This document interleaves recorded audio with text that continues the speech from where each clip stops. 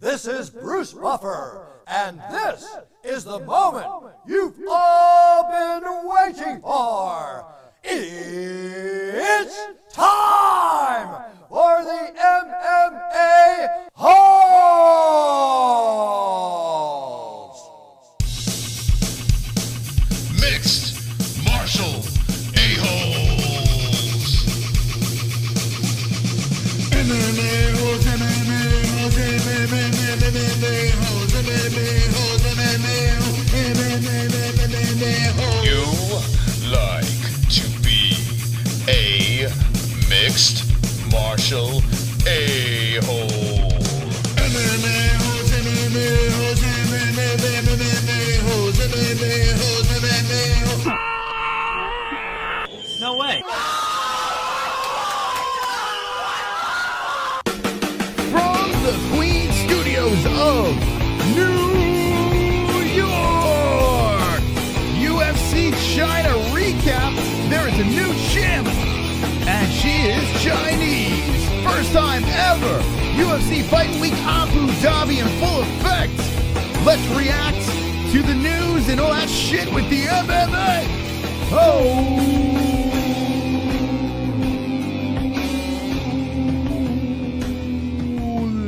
Yeah. Wonderful. All right, we are here on a Monday night, a aftermath of UFC China, which was on at a bizarre time for us, but I like live fights, and that was a crazy co-main and main event, and everything else was shit. But that's okay, because we have a fantastic pay-per-view this weekend.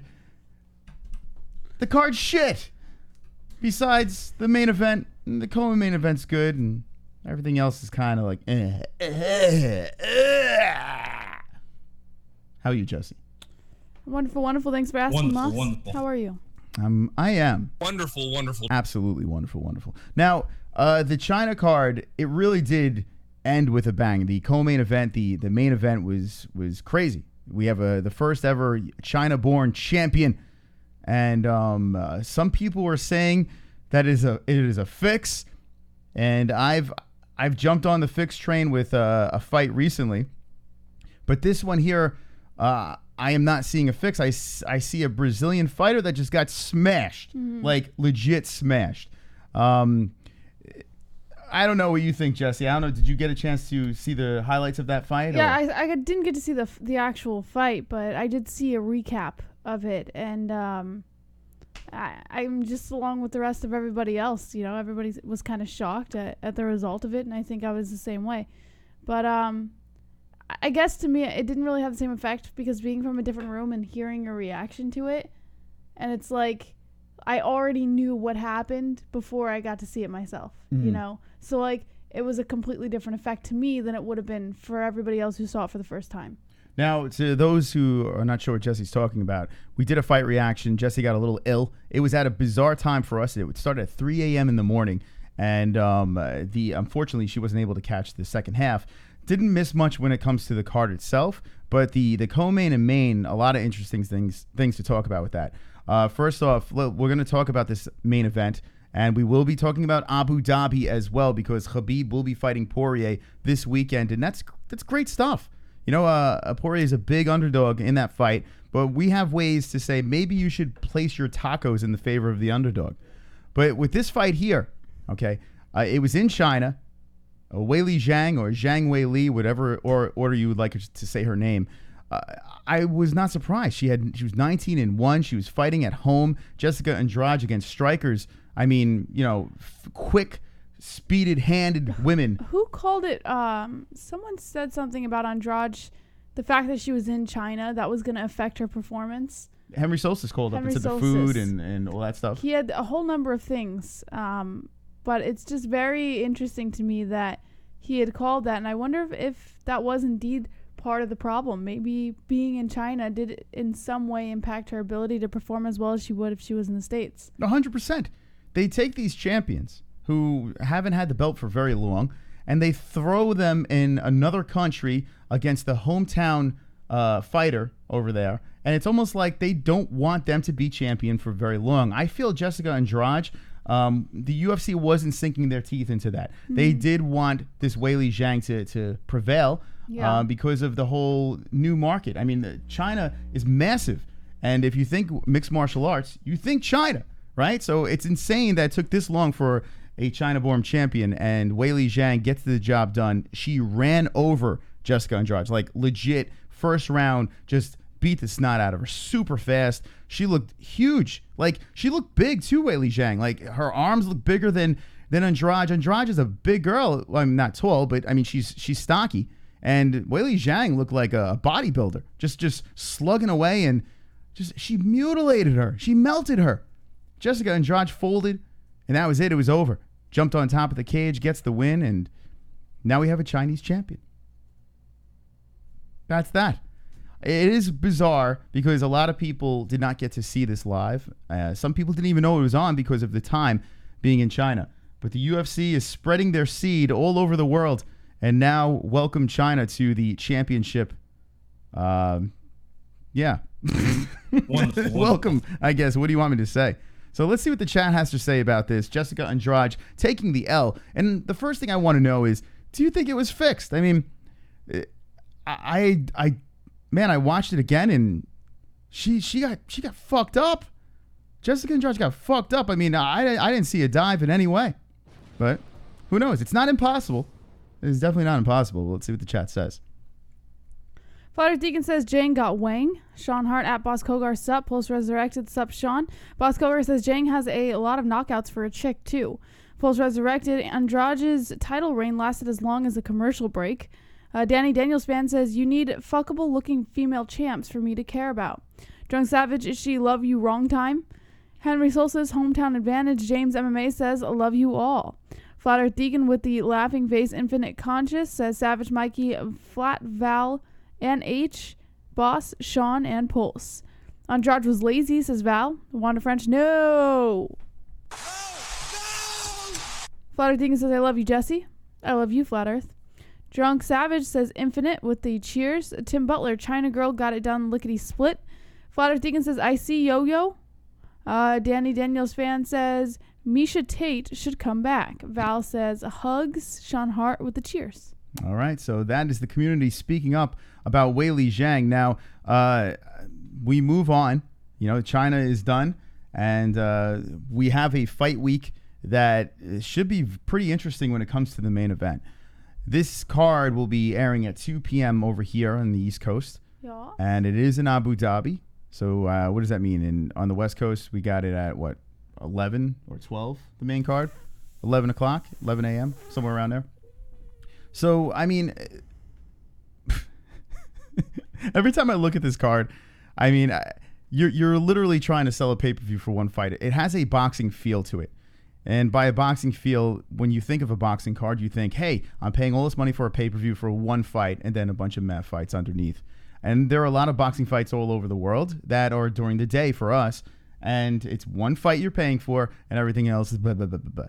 And here we have it. The UFC is following in the footsteps. You have Khabib versus Dustin. It's a banging fight. It's interesting. It's very, very interesting. And then it severely falls off. You have a rematch with Felder and Barboza, which should be a good fight, but super not even a contender fight. Like, it's kind of meh. PBR. Hey, hey, hey. Hey, hey, hey. Hey, hey, hey. Wonderful, wonderful. Thank you, PBR, for the donation.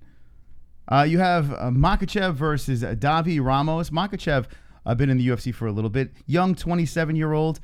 Fighting in front of people that will be rooting in his favor. Davi Ramos in hostile territory. Okay. Curtis Blades versus Shamil Abdurakhimov. Wonderful, wonderful. All right, great. And then it's just... Say his name again? Wonderful, wonderful. Abdurakhimov. I don't think I was far off. I really don't. So I can't wait to see Blades lay on top of him and mutilate him. But, I mean, there's a couple of people on this card that you're like, oh, okay, that's cool. You know, Bilal Muhammad, Talib, Joanne Calderwood versus Andrea Lee, which is something that stands out, you know, headlining the prelims. Should be on the main card, I would say. But some people don't. I don't know. I guess they got to bait people into buying the pay-per-views. Who knows? But the card's not that great. It's not that great, Jesse. What do you think of this card coming up? It.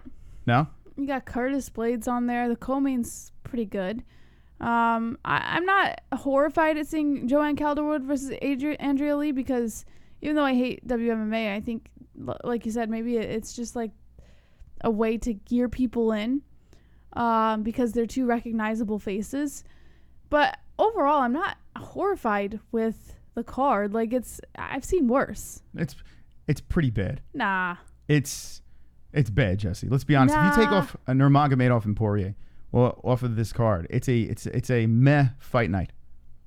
It's a meh. I disagree. Meh. Go ahead. Meh. That's it. Oh, you were gonna say something though. No, I was just saying I disagree. Really?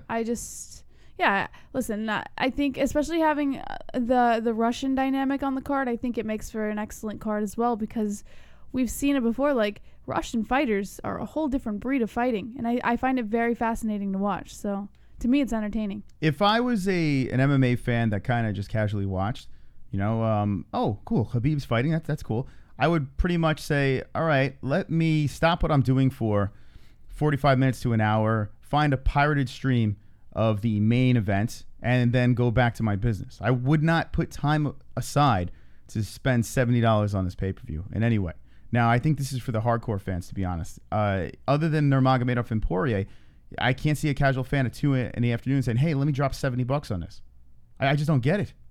It doesn't make any sense. With that being said, it should do fairly well considering Khabib does have a massive following, and people want to see if the underdog can get it done. Dustin Poirier, a lot of people in this community are picking the diamond. So I looked over at another diamond, BetDSI. I was scrolling around over here. I see what you did there, Moss. You like that, Jesse? It was great. Dustin is a plus 328 on BetDSI. I think I'm going to pull the trigger. I think I'm going to do it. What? A whopping $5, Jesse. All right. I'm with you. Now, I disagree with your pick, but... Well, listen, just a little bonus action. Nothing crazy. $5 and you win $60.40. You bet $100 on this thing, right? You're winning $328. Yes. 1,000, you're winning $3,280. And 10,000? Oh, you want to see it? 32,800. I mean... Just keep adding the zeros, Moss. It's crazy. I mean, he is a heavy underdog. Yeah. I'll place the bet right now. But boom. Thank you very much. But pink. And there he is. Dustin Poirier is our bet. Now, I still can't... Seabird told me to stop you. Yeah. From putting that $5, Moss. Listen. If you come up to me in the street, if you come up to me on this show, I will be picking Khabib. All right? That is just... Fuck it. Let's just throw $5 Wait, so out you're there. going to throw $5 on Dustin and still pick Khabib? He's a plus 328. What kind of better are you? He's a plus 328. You're reckless. He's a plus 328. I can't escape the action. Now, here's the reason why you can make an argument. First of all, Dustin Poirier has 22 UFC fights. Okay. 22. Sure. That's a lot of UFC fights and a lot of W's with those 22 fights. Guess how many? Oh, I don't know if you can see it. Guess how many UFC fights Khabib has, Jesse? You probably saw the paper, but give me a guess. I didn't. All right. Well, how many would you say? I got it covered. How many would you say Khabib has? How many UFC fights? UFC fights. So if you look at Khabib Nurmagomedov, he is 27-0. 27-0 Khabib is. Yes. Okay. Out of those 27. How many of them were UFC? Yeah. Don't look at the chat. This is a good question. Don't look at the chat. How dare you? She's looking at the TV. Close your eyes. How many would you guess? You could get. Listen, you don't have to get it right. Just take a guess. This is my boy. How can I not 27. get it right? Take a guess. No, look. All right, if you're gonna cheat, he has 11. Okay. She's gonna cheat anyway. 12. Nobody said 11 in there. Don't worry. He has 11 UFC fights, and this will be his 12th. This will be Dustin's 23rd. 11. Okay. Okay. So some may say that has Khabib really been that tested? You know, you look at who Dustin Poirier fought. But he fought some beasts based off of just UFC fights. Oh, listen. This is his pro career. 27 pro You don't wins. think before the UFC it's a little padded, a little bit? You don't think a little bit? Not when it comes to Khabib. Okay.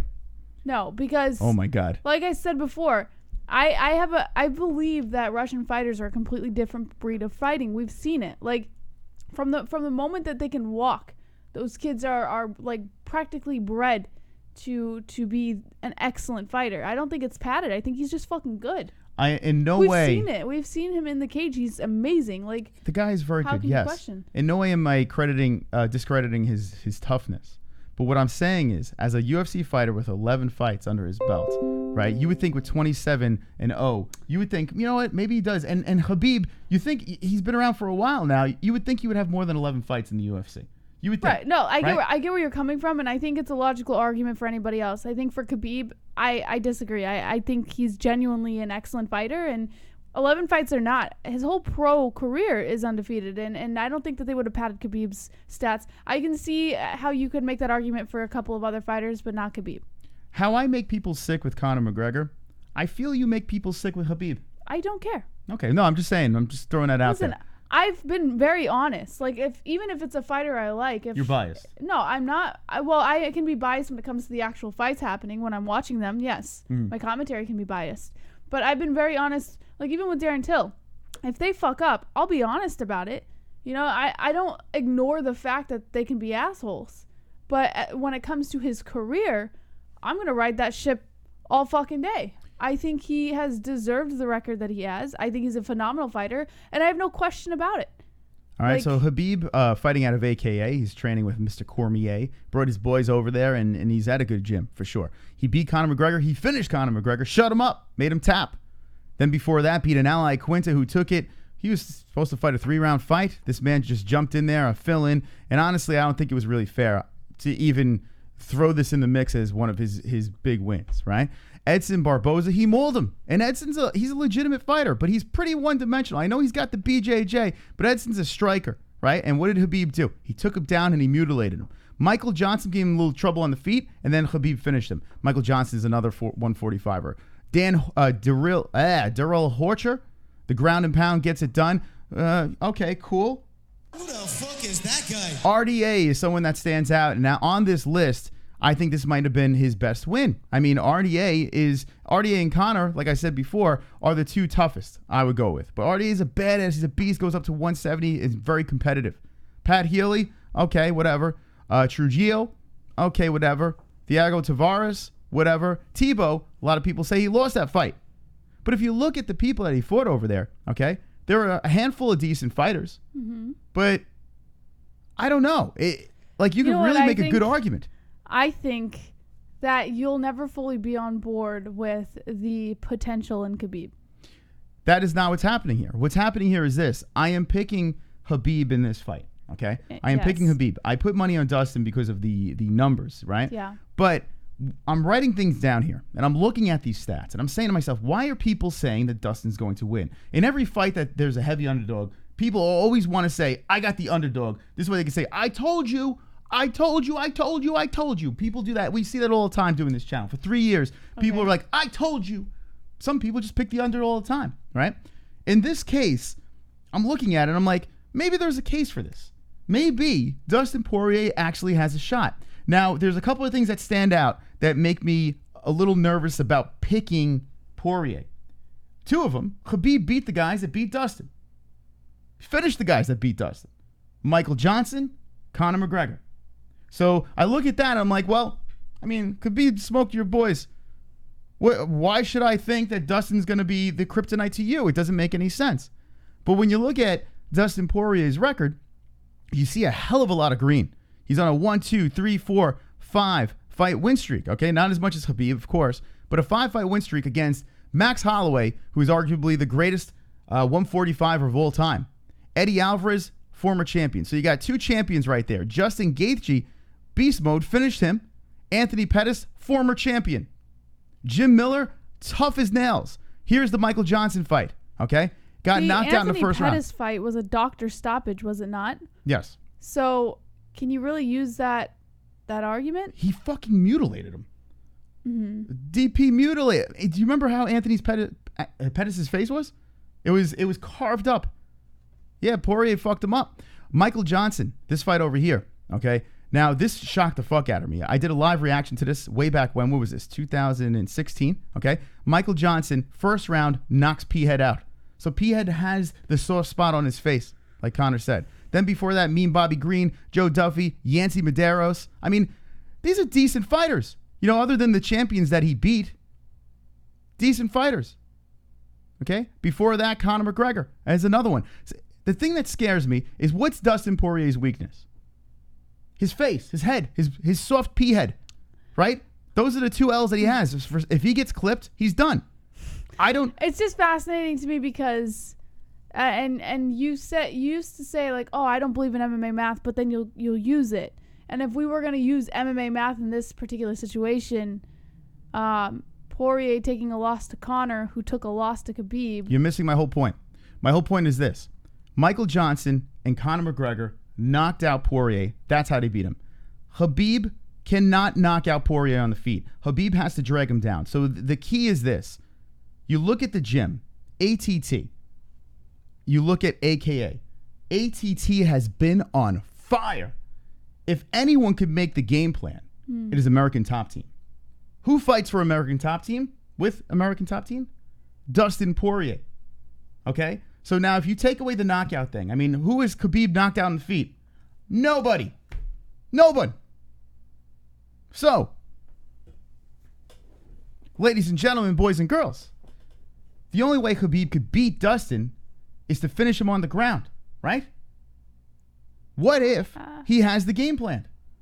What if he has that plan to beat Khabib? If he stops that takedown and keeps this thing on the feet, why couldn't Dustin Poirier knock out Khabib or at least outpoint him on the feet?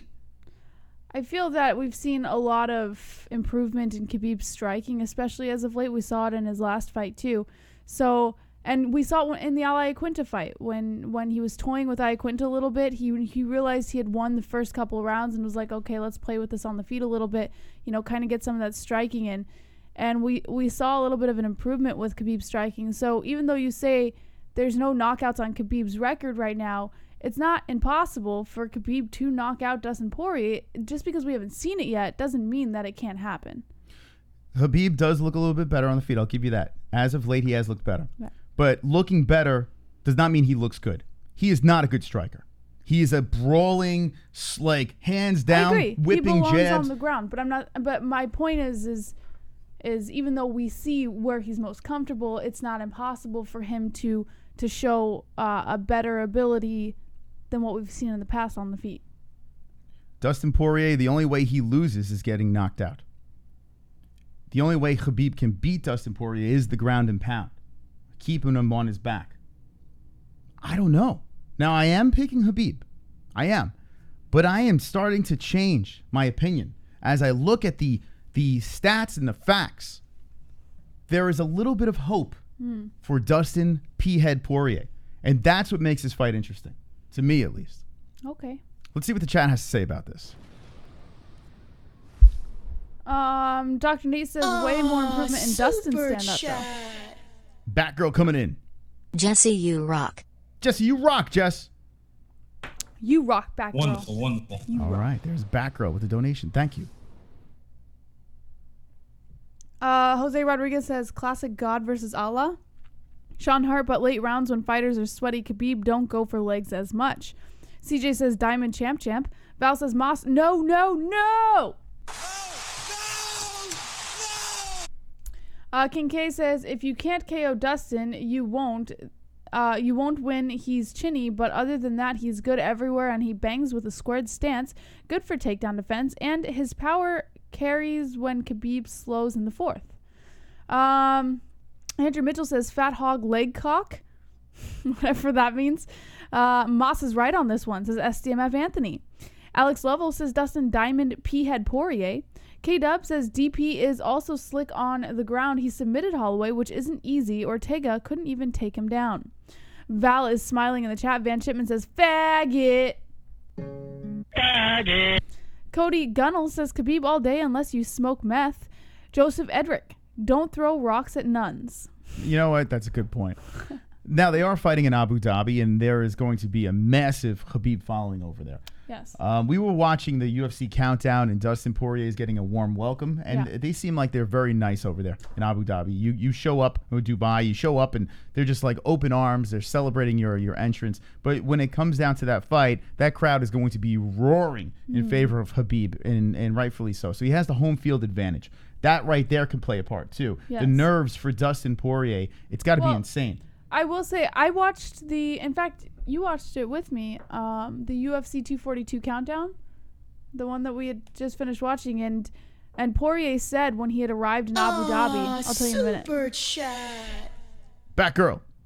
Khabib for the win. All right, saying Khabib for the win. Thank you for the donation again, Batgirl. Poirier said when he arrived in Abu Dhabi that he didn't expect the welcome that he got, and they treated him like royalty there. Like they gave him a very warm welcome. They made him feel like he belonged there, and all of those things I think are in Poirier's favor a little bit, because you say he has the nerves of being somewhere where maybe he's not as comfortable as Khabib, but now that he's gotten this kind of welcome and he feels like he belongs there, maybe those nerves aren't existent anymore, and now he's just more focused on the fight. You know, people have already welcomed him and made him feel like this is where he should be right now. Yeah, I think they're setting him up, because once he steps in that stadium, that place is going to be deafening. They are going to be Allah Akbar. They're going to be, I don't know what they're going to be yelling. Whatever they yell over there, they're going to be yelling. That's a little extreme. They're going to be yelling in favor of Khabib for sure. So that place is going to be out of control. It's going to be so loud over there. It's probably going to be a wild place to watch this fight. And Khabib is going to be definitely feeling the love. So I'm curious, once the gate closes, right, and Dustin is pacing back and forth and Bruce Buffer's yelling and screaming, how is he going to feel? That's the key. Now, I'm curious, this too, will he pull from the Masvidal bag of tricks, the ATT bag of tricks, come out flying knee or some crazy shit? No. What do you think? I think he has a game plan. I don't think it's that explosive, but I think he has a game plan for sure. When it comes to what he's thinking, though, he was saying that the one advantage that he had over other fighters when it came to past opponents of Khabib was that his advantage was just staying calm, staying focused, and having self-belief, which a lot of fighters say, but you believe it when you hear him say it. You know, he said it at the press conference. He said it during some media scrum that he was doing, and you believe it. The way he says it, you believe it.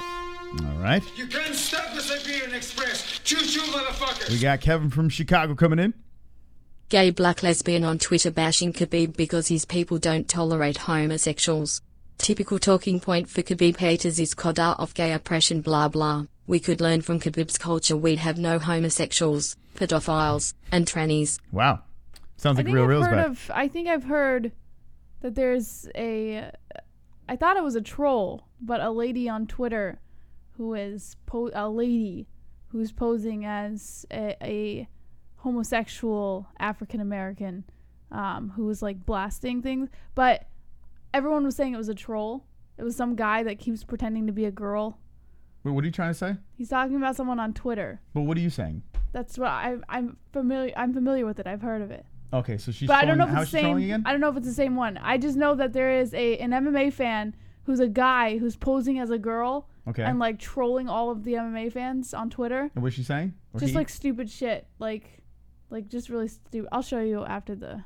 All right. This whole conversation is going over my head. So I don't know what's going on. So someone's trolling about anti-gays or? No. Well. No, like just going after MMA fans. Like it's. Well, what direction are they trolling in? I don't understand. So are they in favor of Khabib, against Khabib, or are they just? No, it's just about MMA in general. So I am so confused. Anyway, all right. So thank you for that donation. I appreciate that. So now we're trying to figure out here who wins this fight. That's what we're trying to get to the bottom of tonight on the MMA Holes. Now we spoke about China. We're speaking about Abu Dhabi, and I just dropped $5 on Poirier. You think it's a bad bet, Jesse? I'm assuming so. Yes. Yeah. Do you think it's a bad bet in the chat? Where is your money going? Super chat. Speaking of money, holy shit, Batgirl with the 20. So excited to see a strong female broadcaster. Thank you, Jesse. You are so inspiring. Wow, look at that. Batgirl. That's actually really Batgirl over there, too. Thanks, Batgirl. You're inspiring. Well, Batgirl, Jesse is breaking down boundaries. There's not many MMA women out there that can really do it like Jessie does. If you want to see it, you have to watch a corpse in Karen Bryant. And who the hell wants to watch that, right? That's a really horrible thing to say. No, it's not. I'm just patting you on the back, girl. Wonderful, I'm wonderful. patting you on the back, girl. Thanks, Moss. Let's see what the chat has to say. Thank you, Batgirl. It's very generous. Dr. Nate says if Ali goes back to EAU, he gets murked for sure. He really is a fucking snitch. Danny Daniels says KFC for the win. T-Bird JBH is my second favorite female media behind Megan. Megan's pretty cool. Megan Levy, right? Megan Levy, yeah, the ferret. Yeah, she's not a ferret. Will you stop it? Ben Shipman says, lick my balls. Sean Hart, we need one more like. Boss Kogar, Sean Hart, nah. Moss mentioned a few shows ago. It's more like 3%.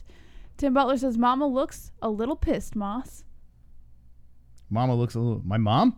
Your mom looks pissed? How did he see my mom? I don't know. Alex Lovell says, Dunna, back girl. Or Oh. back girl. Back girl. Back girl. All right. I feel like we're slowing down here. 174 people hanging with the boys on a Monday night, and we have 50 likes. Let's go. Let's go.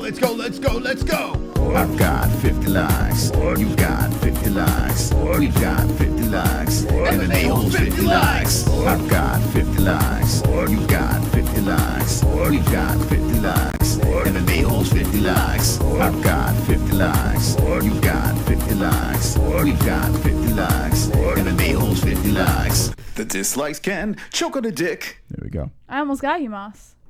Your reflexes are very bad. Worse than Connor's.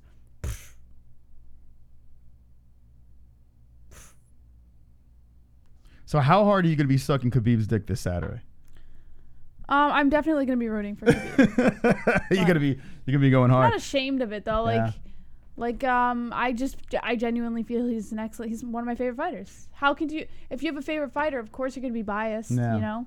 So I'm going to be very biased this weekend. Right. Well, Khabib, out of the two, if I had to prefer a champion, I would prefer Khabib. I really would, because at least I could watch an interview with Khabib and be entertained. The guy he's funny. The guy's got crazy talent, and I like his sarcasm. I'm into Khabib, and he trains with my boy Daniel Cormier. So how could I not like a Khabib? I just want to see Dustin win and piss off all the Khabib, like all the Khabib. I would genuinely be upset. What? I'd be upset for sure. It would be funny, and it would be a monkey wrench into the UFC plan. You know, if Khabib takes an L, I think it would be a setback for them, because there's so much you could do with Khabib. But if Dustin wins, I mean, it opens up 155 tremendously. Do you give him an immediate rematch? Do you do the Conor rematch? Like, you do have things to do there, but I feel like Khabib... They're not going to give... If Dustin wins the belt, they're not going to give Conor Dustin. Not for his first fight back. That's not going to happen. Oh, my God. I'm telling you right now, if Dustin wins that belt... They're not going to give Conor a title shot in his first fight back. It's not going to happen. A logical an organization that follows, Dana rankings. Dana White even said, like, there's just no way it's going to happen again. They're not giving Conor another title shot on his way back. Maybe his second fight back. Not if Khabib wins, no. But if Dustin Poirier wins, either of them win, you can mark my words. You might as well just sign. You might as well just say, "Hey, when is the fight?" They would have better luck giving Conor a co-main event, because he's probably not going to settle for anything less than that. A co-main event in line for the title, but his first fight back is not going to be a title shot. In your heart of hearts, okay, knowing how the UFC works, yes, okay. Yes, Conor does not deserve a title shot in any way. It's not about what he deserves. I do believe this is not going to happen. You're telling me that if Dustin Poirier wins this fight, they're not going to finagle a fucking Conor McGregor slipping through the cracks? I don't think so. Oh, my goodness. No. What do you think in the chat? I'm actually curious what they say about that. Really? Yeah, Okay. I think that because Conor's not going to settle for anything less than a co-main, and I think that's what the UFC is going to do. Why would they leave Because that money on the there would be an table? outrage within the fans. There would be an outrage everywhere, and it's just not going to happen again. They did that the first time back, and he lost, and they're not going to do that again. It's not going to happen. Wow. I don't think it's going to See, happen. I think, well, first of all, Khabib is probably going to win. So we won't have that situation. But if it does happen, man, something tells me that the UFC is going to fucking play some games. Conor's going to lobby for it super hard. They're going to see dollar signs. Because if you see Dustin Poirier, right? If Dustin Poirier beats Khabib, like that should catapult him, right? But Dustin Poirier has the personality of a wet mop. And he is not a very marketable champion. He's not the type of guy where, I mean, he's a family man and all that bullshit, but people aren't going to pay the big money to see him. He's kind of going to be a boring champ, right? Mm-hmm. We both said that. We kind of wanted to fast forward watching him on that little documentary that the UFC did. So how do you make Dustin Poirier interesting? You put an interesting opponent. How do you make Khabib interesting? You don't have to. Khabib is interesting. So you don't have to do that. Khabib is the reason why we're watching this fight. We're not watching this fight because of Dustin. We're all watching this fight because we want to see if Khabib wins or loses. If Dustin is the champion, it's kind of like Jessica Andrade. No one gives a shit. Mm-hmm. No one cares. Except for like hardcore MMA fans, that like Dustin Poirier. But casual people aren't going to give a shit. I agree that he's probably not going to be the most marketable champion, but I think that regardless of who gets the belt, it's just as far as the whole Conor thing's concerned, I don't see that. So who do you think we get it? If say Dustin somehow beats Khabib, I think Tony Ferguson right in there, a shot for sure. Yeah, he should. Then where does that leave Khabib? Does Khabib? So that's a good question. Where does it leave Khabib, or are they gonna set up another fight? Pushing Tony back, putting Tony against Khabib, and finally making that fight happen before they give Tony the title shot. We don't know. There's a million things that could happen if Dustin won that belt. But what I would like to see is if Dustin wins the belt, to see Tony go after it. I would love. I know what you would like to see. I know what I would like to see. But what I think is going to happen is they would probably push Tony back a little bit more as far as getting that title shot and make him fight Khabib, because this would be the 5th time they're trying to set it up, and if it doesn't work this time, they're never gonna make that fight happen. But I see them pushing Tony back a little bit, fighting Khabib first, and then going after the title, because this gives Khabib that opportunity to get his title back. And what if they do? And the only way this would make sense is if Khabib fights, if Tony fights Poirier, right? You're looking at two guys that bring 0 numbers. But well, I think Tony would bring the numbers. Nope.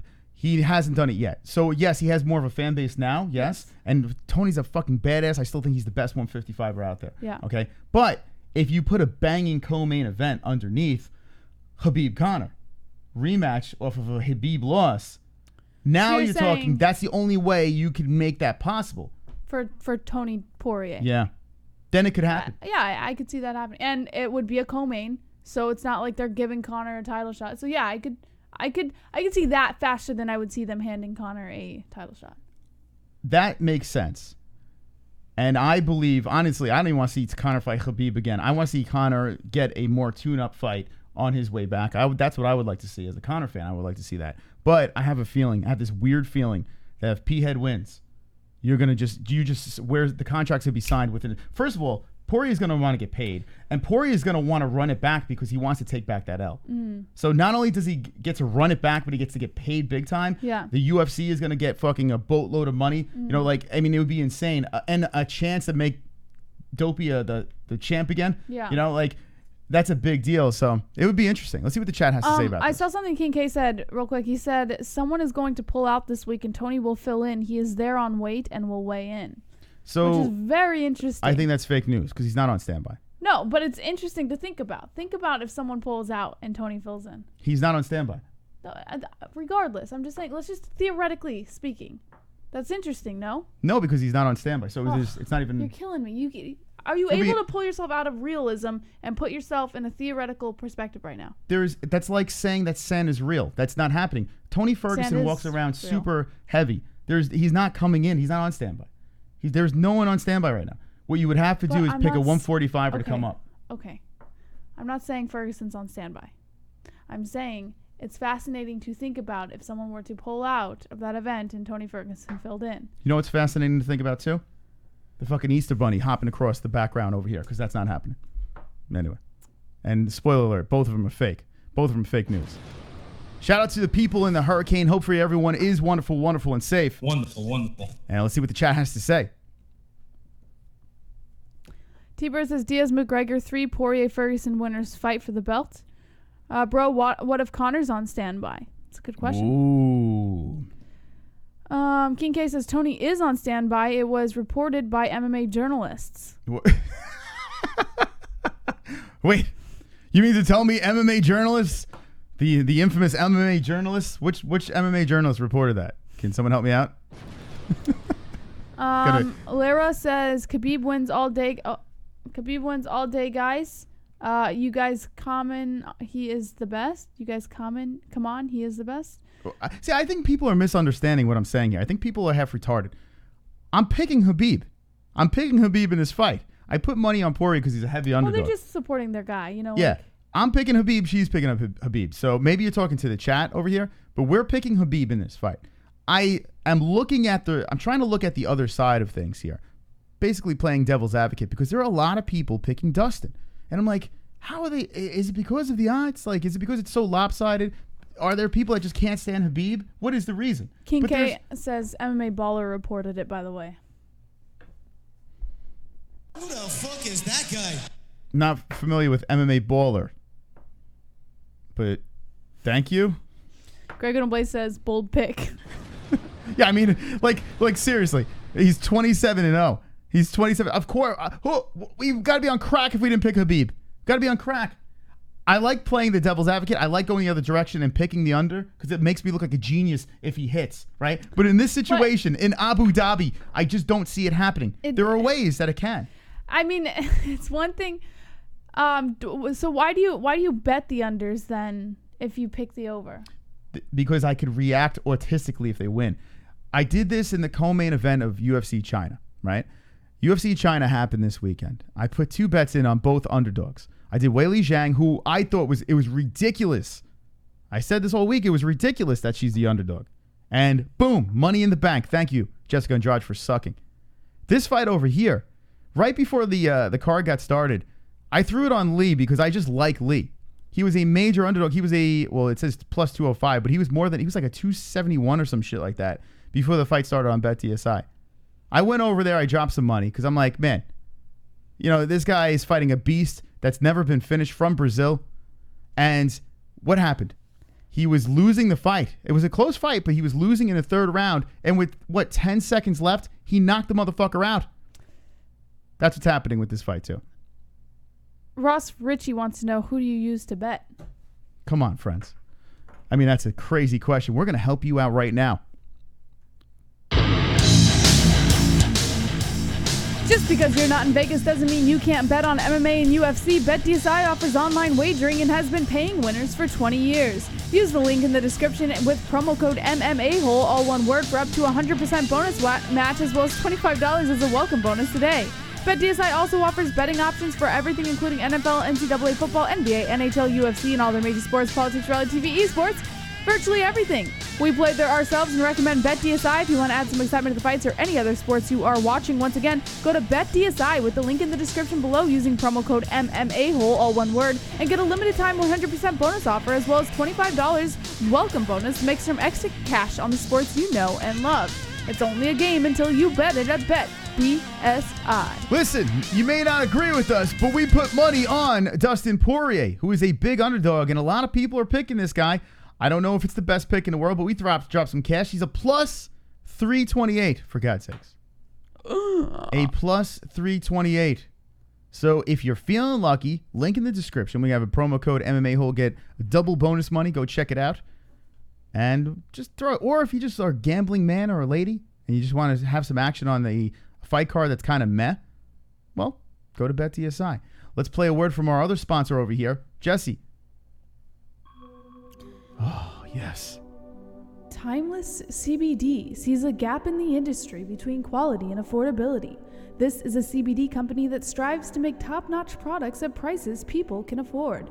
All of Timeless CBD's products are carefully handmade at their facility. Each and every batch is third-party tested. Visit Timeless CBD with the link in the description and get your hands on only the best CBD products, such as full-spectrum oils, gummies, pain salves, freezes, BCAAs, and more. Use promo code MMA-Hole, all one word, for up to 20% off of your order. We use Timeless CBD, and we haven't felt this good in years. We recommend Timeless CBD to anyone seeking treatment for numerous conditions. Once again, visit Timeless CBD with the link in the description and use promo code MMA-Hole, all one word, and get up to 20% off of your entire purchase. That's right. Timeless CBD is Wonderful, wonderful. By the way, Hands of Stone, we see your comment. Why? What'd you say that for? What did he do? We see all your comments. We see everything over here on the MMA Holes. And welcome to our channel. Okay, let's move into the news, Jesse. With 15 minutes left, we got to get some stories out here, and maybe people will save the show. Let's see. Here we go. Jessica Andrade takes the L. Tell me more, Jesse, please. All right, you want to hear the statement? Yes. Okay, it's pretty long, but I'll let you know what Jessica Andrade said. Did she say it in Portuguese? I guess so. She says, "I was waiting for a moment of calm to write to you." Oh, she wrote it. "I want to thank all my real fans and friends for the support. I'm not sad. We did everything right. I was very well trained and focused. It was one of the fights that I was the most prepared for, but unfortunately, Zhang's hands landed first and I went down. And then it came a series of elbows that I went out and tried to recover, but a knee came right after, so it was impossible to continue. I don't feel embarrassed because that happens to all fighters one day. It happened to Aldo, to Joanna, to Cyborg, and Anderson Silva, to Junior Dos Santos. Anyway, my master Gilliard Piranha and my Her master's a piranha? entire team PRVT did a good job. We have nothing to say or fix, or at least think that we could have done better, because we did the best. Oh, stop it. She's full of shit. They did horrible. What would a winning streak be if it wasn't for the bitter taste of defeat? A champion isn't made of wins only. It wasn't my first loss, and it certainly won't be the last. I know how to deal well with all of this landslide of critics and absurds that the Brazilians are saying. I just want to leave one message for the critics. No one enters that octagon to lose, but the career I chose has these things. We'll come back stronger. It's not the end of the world. It's just a restart. I have a solid career with 27 fights. I was the first Brazilian woman to fight in the UFC octagon. I'm a veteran in the promotion and in women's MMA. I became the #1 ranked in the world now because above me, there's only the champion, Weili Zhang, who fought really well and deserves the title. We continue at the top because there's our place and life goes on. I have incredible people by my side. I can't wait to get back home to rest, stay with friends and family. Because those who truly know me know that these last months weren't easy. I had 8 tireless months of work, but it was all worth it. Today I sleep well because I know my work was well done. I gave happiness to the Brazilian country, and I have nothing to be ashamed about." Okay.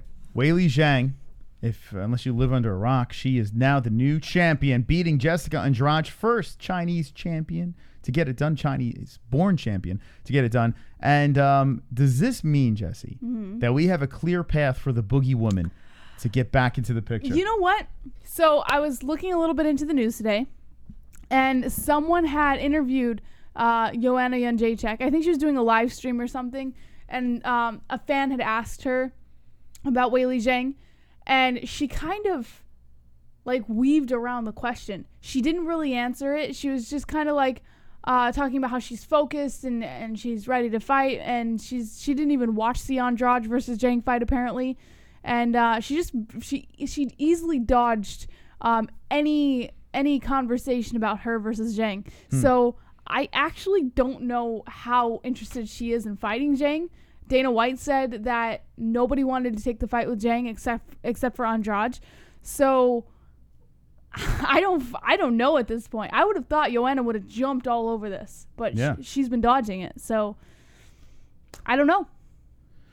Joanna Jędrzejczyk she's fighting Michelle Waterson coming up, and it's a tough fight, but this could put her back in the picture again. I mean, Michelle Waterson's making a good case for getting a title shot in the near future if she could beat JJ. But man, I don't know. You think that Joanna Jędrzejczyk has a chance? I mean, to get that title one more time. Rose is out of the picture, and thank you for having me back on the show. It's nice to. I never invited you, Joanna. Well, I mean, listen, look, I'm standing next to Kawati Rahadi over here, and this is a big opportunity. A man lost in China, and I think I will be back in the mix. Joanna, I think your mouth is still a little too big. Oh, I have big mouth now. It's big Polish mouth. This is how things work. I'm small, but my mouth is nice and big, and I'm ready to be boogie women once again. So if your mouth is so big, why did you dodge all the questions about Weili Zhang? I don't like to talk too much because Michelle Watterson, I smashed Chinese face into Matt, and after that, I will smash another Chinese face into Matt and take belt. Well, you were talking quite a bit when you were asked questions about it. Karate Hati, more like Karate Nati. I will be snotting all over her face as I ground and pound her face into the ground. How long did it take for you to come up with that Karate Hati, Karate Nati joke? It just comes up to my head. I'm Joanna champion. I will be champion once again, and I will reclaim the title and be queen of the UFC. Again? Yes. So what makes you think that you're not going to get pummeled like Rose did to you? Listen, I have the sweetest pussy in the whole... Excuse me, I must have something in my throat. What happened there, Joanna? I don't know. You don't know? Tell me. Give me 1 second, please. What happened, Joanna? Can you... It's me. It's Joanna Jędrzejczyk's pussy. Here I am here, and I am speaking on behalf of Joanna Jędrzejczyk, and, she is a little under the weather, so here I am in her honor. Mm-hmm. Joanna Jędrzejczyk will get the win, and I will put my beaver inside Michelle Watterson's face, and I will suffocate her with my pussy. Michelle who? The Karate Nati. The Karate Nati. Yes. So after you get done doing that, what are you going to do to Zhang? I will beaver bash her to the ground with my fisticuffs, and then I will suffocate her with my pussy lips as well. Okay. What's your plan of attack for the Karate Nati?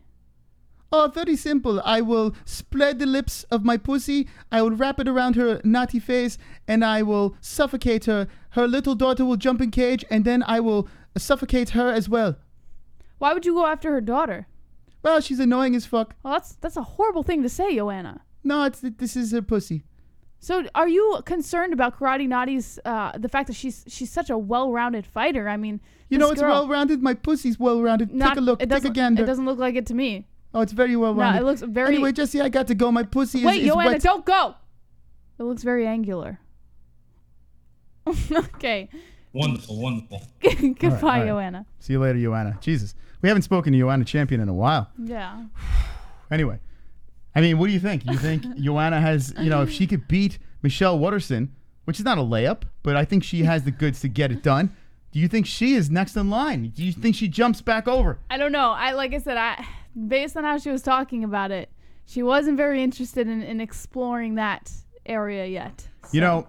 Unfortunately, people on Podbean and iTunes could not see the beauty of that little skit over there. Mm-hmm. But many shows have Joanna Jędrzejczyk as a guest. Mm-hmm. We have her pussy over here. So we are so much better than any other MMA show in the whole world. Super chat, Moss. Super chat. This is the best Joanna chat. LOL. No one's seen an interview like that before, right, Batgirl? Anyway, all right. Let's see. What do we got? Let's see what's going on. You got to turn on the timer in 2 minutes. Well, let's see what's going on in that chat room. I mean, geez.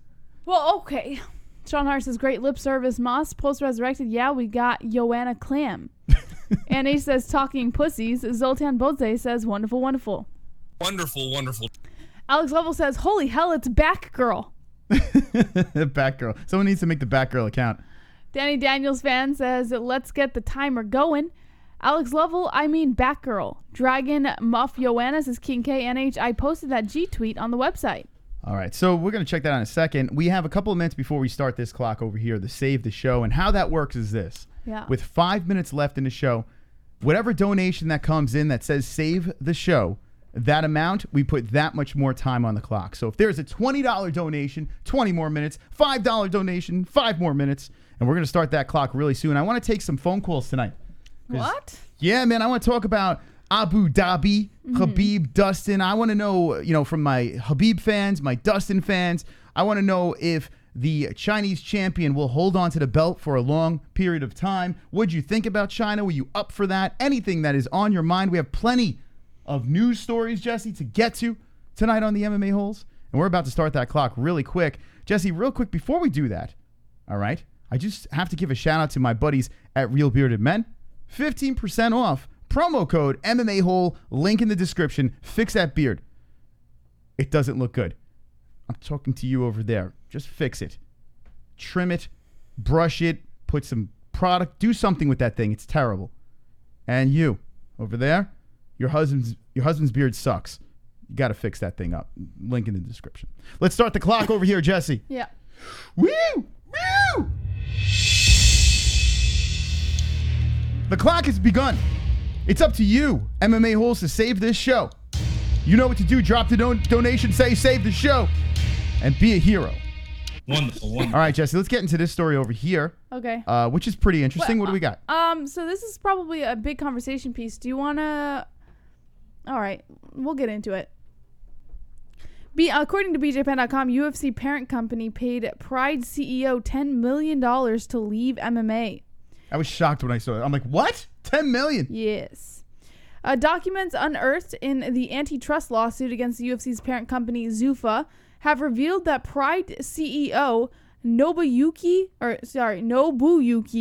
Sakakibara was paid $10 million to leave the MMA business for 7 years. Ah, super chat.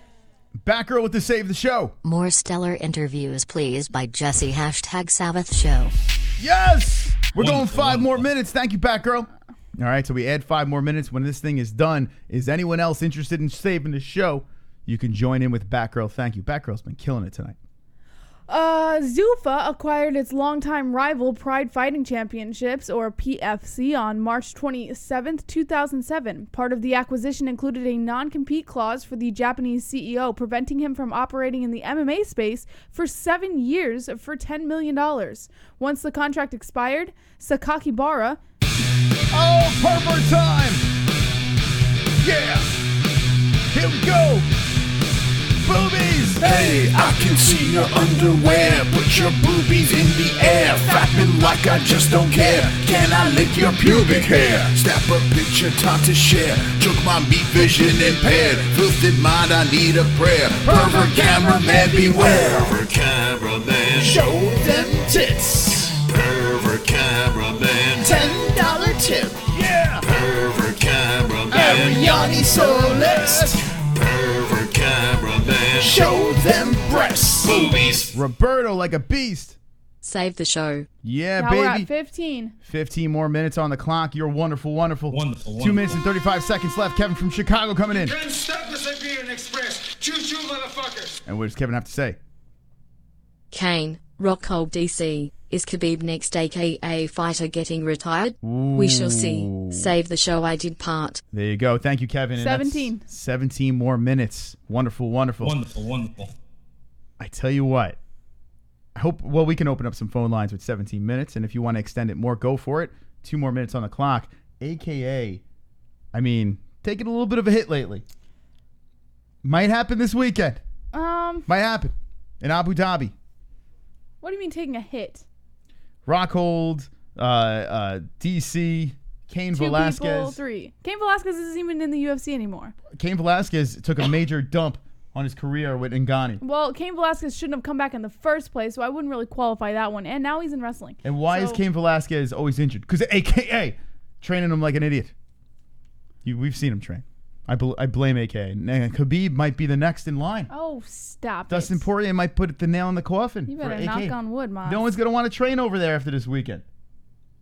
Will Khabib be able to save AKA? Let's get back into the story. Actually, there's only 1 minute left over here. So let's see. Any more save the shows? You still have time to do it with 1 minute and 13 seconds left. What's going on with this thing again? Part of the acquisition included a non-compete clause for the Japanese CEO, preventing him from operating in the MMA space for 7 years for $10 million. Once the contract expired, he used his resources to create his current project, Risen Fighting Federation. The antitrust lawsuit was filed by fighters Sung Lee, Nate Quarry, Kyle Kingsbury, and John Fitch. They alleged the anti-competitive conduct by the organization created a monopsony. The lawsuit alleges that the UFC operates a systematic monopsony that dominates the market, stifles competition, and salaries for fighters. The lawsuit alleges, via Fox Sports, that the UFC is systematically eliminating competition from rival promoters, artificially suppressing fighters' earnings from bouts and merchandising and marketing activities through restrictive contracting and other exclusionary practices. An attorney representing the case said all UFC fighters are paid a mere fraction of what they would make in a competitive market. Rather than earning paydays comparable to boxers, a sport with many natural parallels, MMA fighters go substantially undercompensated despite the punishing nature of their profession. A donation got in. And what we got? Dustin is IT. Dustin is it, says Dennis Jamison. Thank you. Wonderful. For the wonderful donation. All right, so we'll go 19 more. Well, we've got one coming in and it was like right on the dot. I feel all right, we'll give it to him too. So, and no, it's 22. We're at 22 now. All right, so Prospector Rob coming in over there. And actually there's two more. Fuck it. We want to give it to both of them? What do we got? 22, 32? Okay. All right, so we'll give it to those two as the time has expired. So they put 32 more minutes onto this show. So we got Batgirl coming in with the 10. Wonderful. This is the best channel on YouTube. Love you too. Yeah. Love you, Batgirl. Wonderful. Batgirl's a badass. I don't know who this Batgirl is, but they're going cray-cray tonight on the MMA-Holes Hour. Thank you, Batgirl. Appreciate it. So how about that? So 32 more minutes onto the show. We're going to take some phone calls. You could thank the donators. So everyone in the chat that wants some more MMA holes, say thank you to the donators. Celebrate. It's time to celebrate the greatest show in Super Chat. Super Chat. Save the show. All right. Thank you, Prospector. Yeah. Everyone in the chat, celebrate. What? Let's go. Celebrate. I can't help but celebrate. Let's masturbate and commemorate. Flip off the hate. Let's get this straight. I came to make MMA great. Again, my friend. Wonderful. Creative with the trait of stimulative, non-cooperative attitude. We got the gratitude, so we celebrate the rate of the hoes and the trolls, helping us make the goals. This hierarchy, we're an army, the most snarky, no mercy, controversy. We're the wonderful MMA underworld. Stand up, MMA. Oh, everybody celebrate in the chat. Everybody, get off your asses and let's celebrate. I can't help but celebrate. Let's masturbate and commemorate. Flip off the hate. Let's get this straight. I came to make MMA great. Again, my friend. Wonderful. Celebrate. I can't help but celebrate. Let's masturbate and commemorate. Flip off the hate. Let's get this straight. I came to make MMA great. Again, my friend. Wonderful.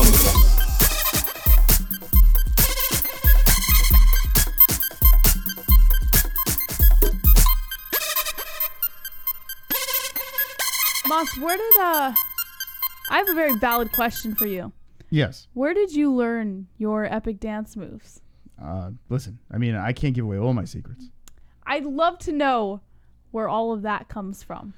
Listen, some people thought that, I mean, I am Sicilian. Yes. I have Sicilian in me. Mm-hmm. So it might be the African-American in the Sicilian side of me. That might be what it is. Mm-hmm. I think that's what it is, Jesse. Well, wherever it comes from, Moss, I gotta say, I've never seen anything like it. Well, you're welcome.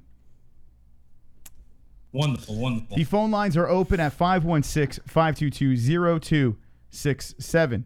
Give us a call right now, and let's talk to the peoples. Whoa, that thing really went up. Thank you again for saving the show, each and every one of you. And we got a lot of shit to talk about. We want to talk. By the way, that story that Jesse was just... Yes, so basically the UFC paid off the CEO Pride for $10 million so that they didn't have competition for the first 7 years. Yeah, so UFC bought Pride, right? And then they paid this guy $10 million to go away. To not make any other promotions. And what then, did he do? After that 7 years was up, not only is he $10 million richer, but he started Risen, which is actually doing pretty well. This guy knows what he's doing. He knows the UFC was clearly scared of him. I was like, I went Boston for a second. Hey, scared of him. Oh, shit. I opened up the wrong phone lines. I'm sorry. Because we did a show on the second Shame channel. on you, Moss. I opened up the wrong phone lines. Super chat. People are trying to get through, and Mr. Roboto. Nice moves. Nice moves, Moss. Thank you, Becca. I appreciate that. Those are fantastic. Now the phone lines are really open. I was kidding. Now they're really open, so knock yourself out. 516-522-0267. Who will be the first caller on the MMA-Holes Hour? But yeah, $10 million. Yeah. It's nuts. Yeah, it's a crazy story. I mean, when you told me, you're the one who first told me this story, and like, I wasn't surprised. When you first told me, I was like, yeah, it doesn't surprise me at all. The first 7 years, UFC was borrowing a lot of money from the Fertitta brothers and, you know, trying to get their feet off the ground, doing everything they could with the shows, tough, everything else. And what better way than to pay off competition, you know? We have the Knitter on the line. Hello, Knitter. Hello, Chris and Jesse. Hello. How are you? I'm good. I'm just outside enjoying this nice evening out with the crickets. Nice. Oh, you're rubbing it into the people in the hurricane, swimming all over the place. I'm sorry. No, it really sucks, man. Yeah, it's a mess. So what's going on? What's new in the world of the Knitter? The Knitter. Well, Jesse was talking about that tweet from G. Yeah, that's a real person. That she's real. She's not fake. It's not a fake account. All right, explain this to me because I didn't know what she was talking about. So I follow her in a chat room. So she meant that tweet as like to be funny, I guess, like a joke. So what is her name on Twitter? I'll look her up now. Mine? No, the one that you're talking about on Twitter. What's her? Geo. I think I posted the picture on the website. I can't remember. Oh, okay, hold on. Let me look. Her full name. All right, I'm gonna check it out. I'm gonna get to the bottom of this over here. Because it showed up in my chat room first, so I know it's real. All right, well, I'm gonna check it out. I'm gonna do some investigating over here on the MMAHoles.com. Here's the Knitter. Oh, okay, here we go. It's at it's everybody retweeting and putting their opinions in. It was interesting. The Caleb people and the. All right, so G from Woe TV. Where did this one come from? G from Woe. Let me say G from. Oops. WHOA. Here we go. Here she is. All right, so she's just stirring some shit up. I guess, yeah. I mean, she meant it as a joke. I guess everybody could take it the way they want to. And then people got upset at me for retweeting it and stuff. And I retweet pretty much everything. So where did this one come from? It's not like she's got a crazy amount of followers. She's got 3,000 followers, and she just goes out there and just ruffles people's feathers. Oh, hold on a sec. Everybody's got, yeah. Super chat. Weili is the best. Massive star in China now. You got to think, right? Weili Zhang she's the China goat. Yeah, that was great. I saw of course I didn't see the, actual fight, but I saw the tweets and everything. What do you think? Did you get to see the highlights of the replay of the fight? The highlights, yeah. I saw the highlights. That was great. People were up in arms immediately saying it was fixed, it was fake. What do you think about those allegations? I don't think that was fixed. Jeez, come on. There's a lot of. Look how she went after her. She had a lot of power. Yeah. Man. She was surprisingly big, Weili Zhang, compared to Andrade. Like I was looking, I was like, damn. It's in good shape. Well, she is the China champ now. And do you think that now? Who do you think is next in line? Who'd you put there for Weili Zhang? Did you go Rose? I thought it'd be Rose, but I don't know if she's ever going to come back. Yeah, if she's still taking a break, you got to think if Rose saw this, she's got to be hungry. She's got to be like, okay, this girl dumped me onto my head, stole my belt, and now this girl, she wants to stand up and bang, I'm down. You got to think Rose would like this. Rose has got to be more well-rounded. Yeah. Yeah, that would be. So I think so, huh? Well, who knows? Maybe That'd be a Pat good Barry's got her tied up in the basement somewhere. That's bad. Jeez. Do you think? What do you think, Jesse? No. Think Pat Barry's got a fucking bull in her mouth, tied up in a basement? Yes. Yeah, I've seen like on Twitter, it's like you said, if people take things too seriously, I think, to the extreme, it's Twitter, maybe I did at the beginning when I first started out. Yeah, but now I'm just like, whatever. It's Twitter. These people, there's keyboard warriors. There's people are going to say all sorts of stuff, So on any social media. Jesse, what are they chill saying out, over people. here? Just have fun and just who cares? Root for your guys. Don't get so. Offensive. Just have fun. Yeah, I don't understand why people are so. I up in like arms. Khabib. I'm not against. I think he's a great fighter. I have nothing against him. I just want Diamond to beat him this time. So Yeah. I'm rooting for Diamond. Sorry. Isn't that weird though? Hate me. Yeah, right. People literally. Oh, hold on a second. We got Jean Paul with a donation. Lunch for Jesse. Oh, just bought Jesse lunch. Jean Paul, thank you for taking me on a lunch date. That was so nice. Hey. We just went on a lunch date, Jean Paul and I. Yeah, awesome. Thank you, Jean Paul. Wow. Can I have the leftovers? Sure. Thanks. Appreciate it. So yeah. Unless it isn't seafood. Yeah. Don't even. I still get nauseous thinking about it. I think Ann brought up a good topic here. Okay, she is. You're picking Khabib, you said, but rooting for Dustin. Is that what you said, or the other way around? Well, you're picking Dustin. yeah, it's the other way around. I'm picking. I'm rooting for Dustin because the Super Diamond. obvious I think fix. he can beat him. All right, so I'm sorry, Ann. A donation came in. Jeremiah White said super fixed. Yeah, so Jeremiah, I'm not discrediting. There's always a chance that something is fixed within combat sports. I'm starting to be more woke to this, but in this case, even watching it back, Andrade got ran over, and Andrade never impressed me in the first place. She literally picked up Rose and slammed her on her head. She was getting pieced up. So I am not surprised by the outcome of this fight in any way. Now, she was set up. Exactly my point. Yeah. Andrade was set up, though, right? What was your point, Ann? That was exactly my same point, that I don't think she was that. She just slammed her, basically pile drived her, and, got the win. I don't think she was that awesome great. Yeah, she's she won defended fights. tried to defend first time, and she lost. Look at what Joanna did to her. Joanna didn't finish her, but goddamn did she piece her up. Andrade is not that quick. She's strong. She's very, very strong. So it could be. You never know. Anything's possible, but in this situation, I'm not going to go crazy over it. I can't go nuts over this one. But so the whole thing. Now you said you are picking Dustin. Hey. Oh shit! I want to ask you guys what time. And you're bringing the money. Drunk Savage. What the hell? Oh my god! Whoa! Hey, I want to ask you guys. With a Khabib time. Khabib time. It's Khabib time. Hey, I want to ask you guys, what time is it? All right, what time is it? Drunk? Was try to save the show and buy JBH the shirt for hanging in there as long as she did for the card, also getting all metal on for. Oh, well. Geez. Wow. So Drunk Savage coming in. Drunk Savage, you're the best. That is after the clock, but you want to just add it on. Let's add it on. Well, Drunk's a good dude. He's the best. All right, we're going to add that on. What was that? 59 minutes. Let's just do it. Who cares? Thank you, Drunk. You're the best. Fuck it. Who cares? Yeah, we who break cares? the rules. Yeah. The guy's drowning, for God's sakes. I know, he's in the middle of a hurricane right now. By the way, I heard it. What are your thoughts on that, Ann? I heard it dropped down to a category 4 now. Yeah, that's what I heard. So it looked like they said it was going to go off. Yeah. It's supposed to take a hard right. Yeah, it's supposed to head north, but as far as we know right now, it hasn't really done that yet. Yeah, I have people on Man, Facebook. it just can't make up its mind. Yeah. Like a woman. Whoa. Wonderful.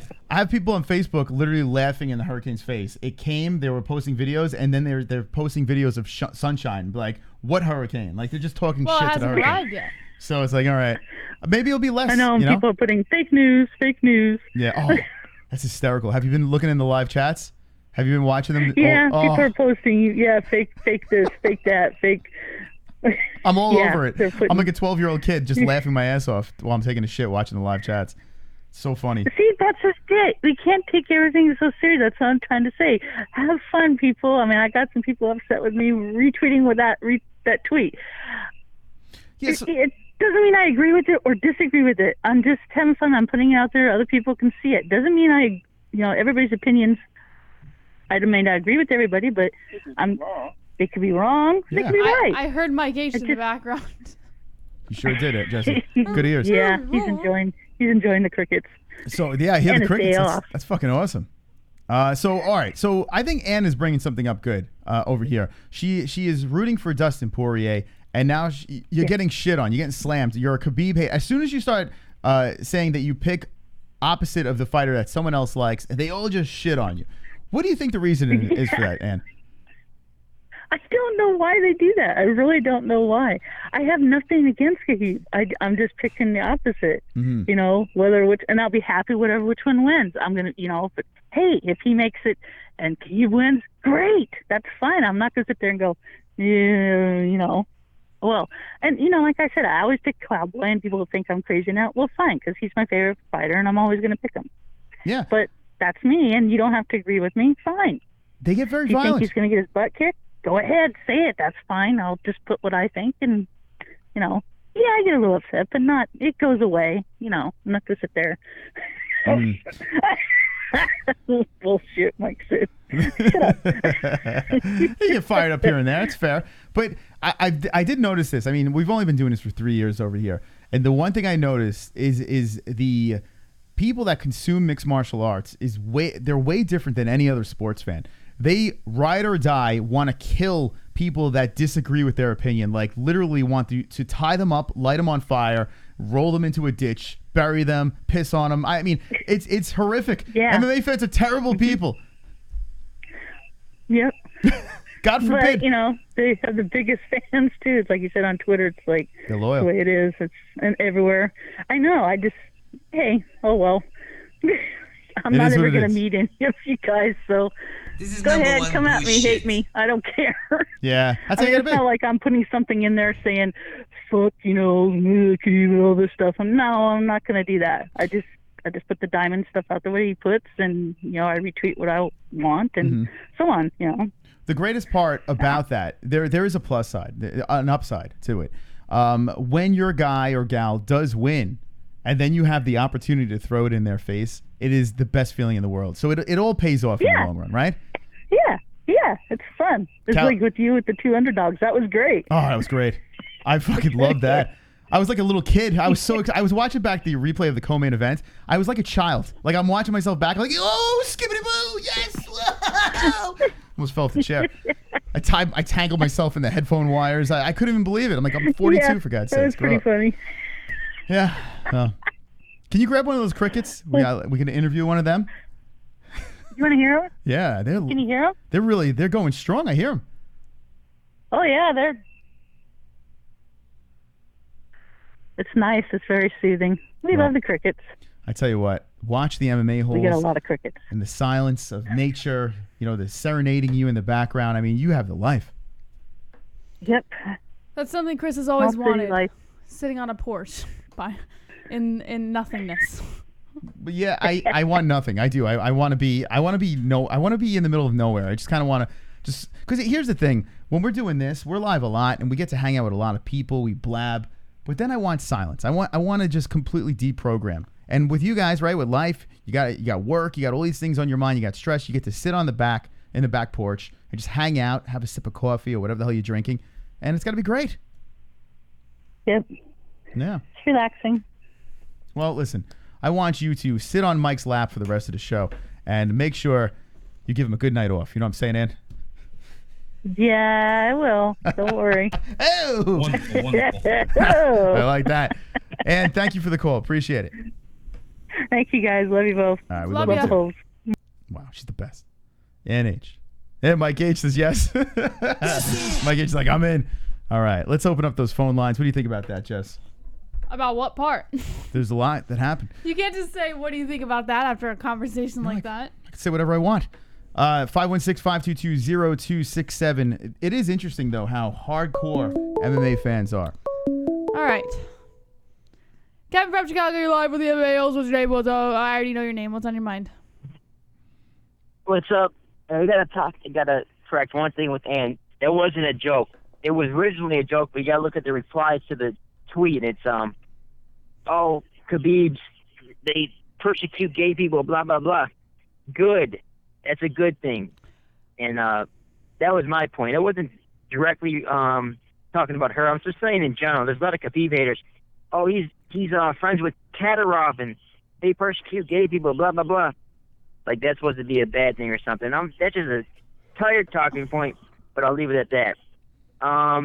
Chris, yes. So you think if Dustin wins, that Conor should get the title fight? No, that's not what I said. You should? No, that is not what I said. What I said is the UFC thinks that. What I'm saying is I want Conor to come back and have a quote unquote, a fluff fight. That's what I want. I want a tune-up fight for Conor. That's what I want as a Conor fan. I do not think he deserves the Dustin fight. What I'm saying is this: if Poirier somehow finds a way to beat Khabib, you could mark my words that the UFC will try every possible way to get that rematch to go down.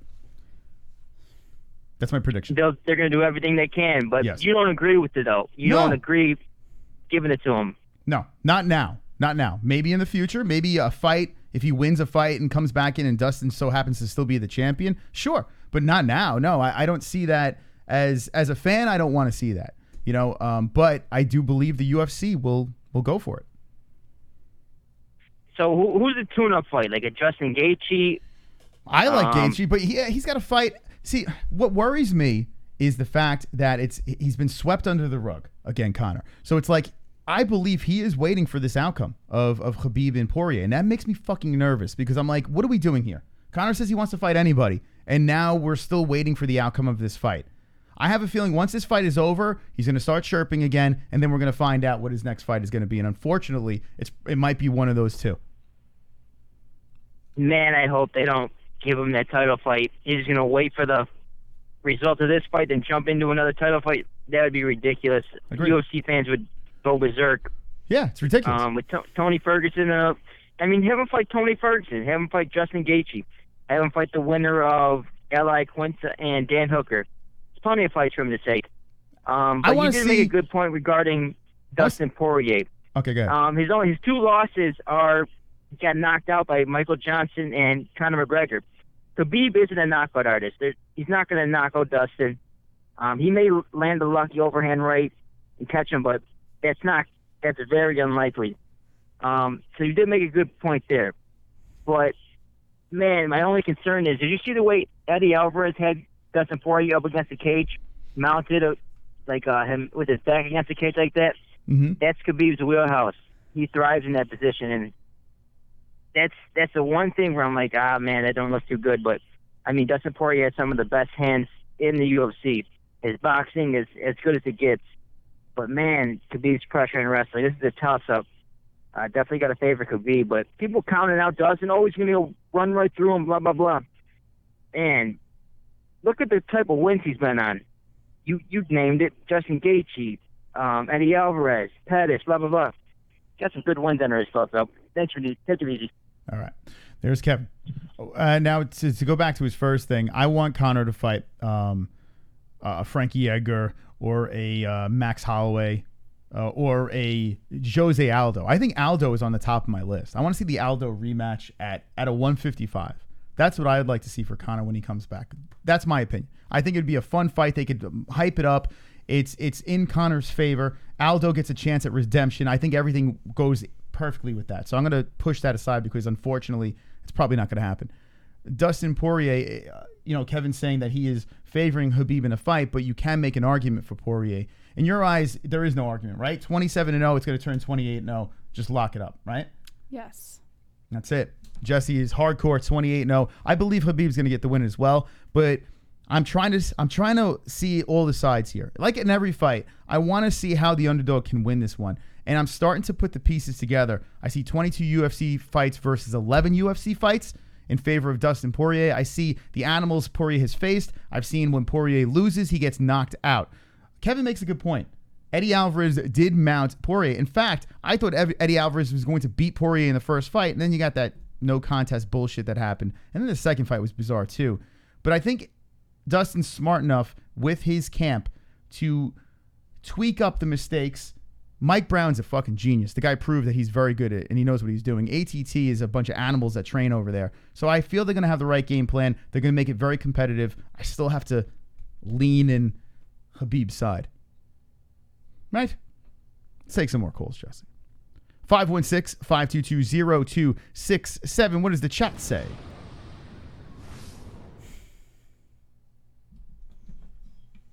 Pal says, yes, Nate and Connor, post resurrected at welter, run it back the same way. Zoltan says, Dustin Hands, hello to all the Vigos, says Anna, Shannon Stewart, isn't Nate done with 55? I think we have a savage on the phone. Is this you, drunk? Yeah, I forgot to give my shout out. Sean Hart, Pixelated Vigo, Law of Vigo, Flat Earth Deacon, Mike and NH.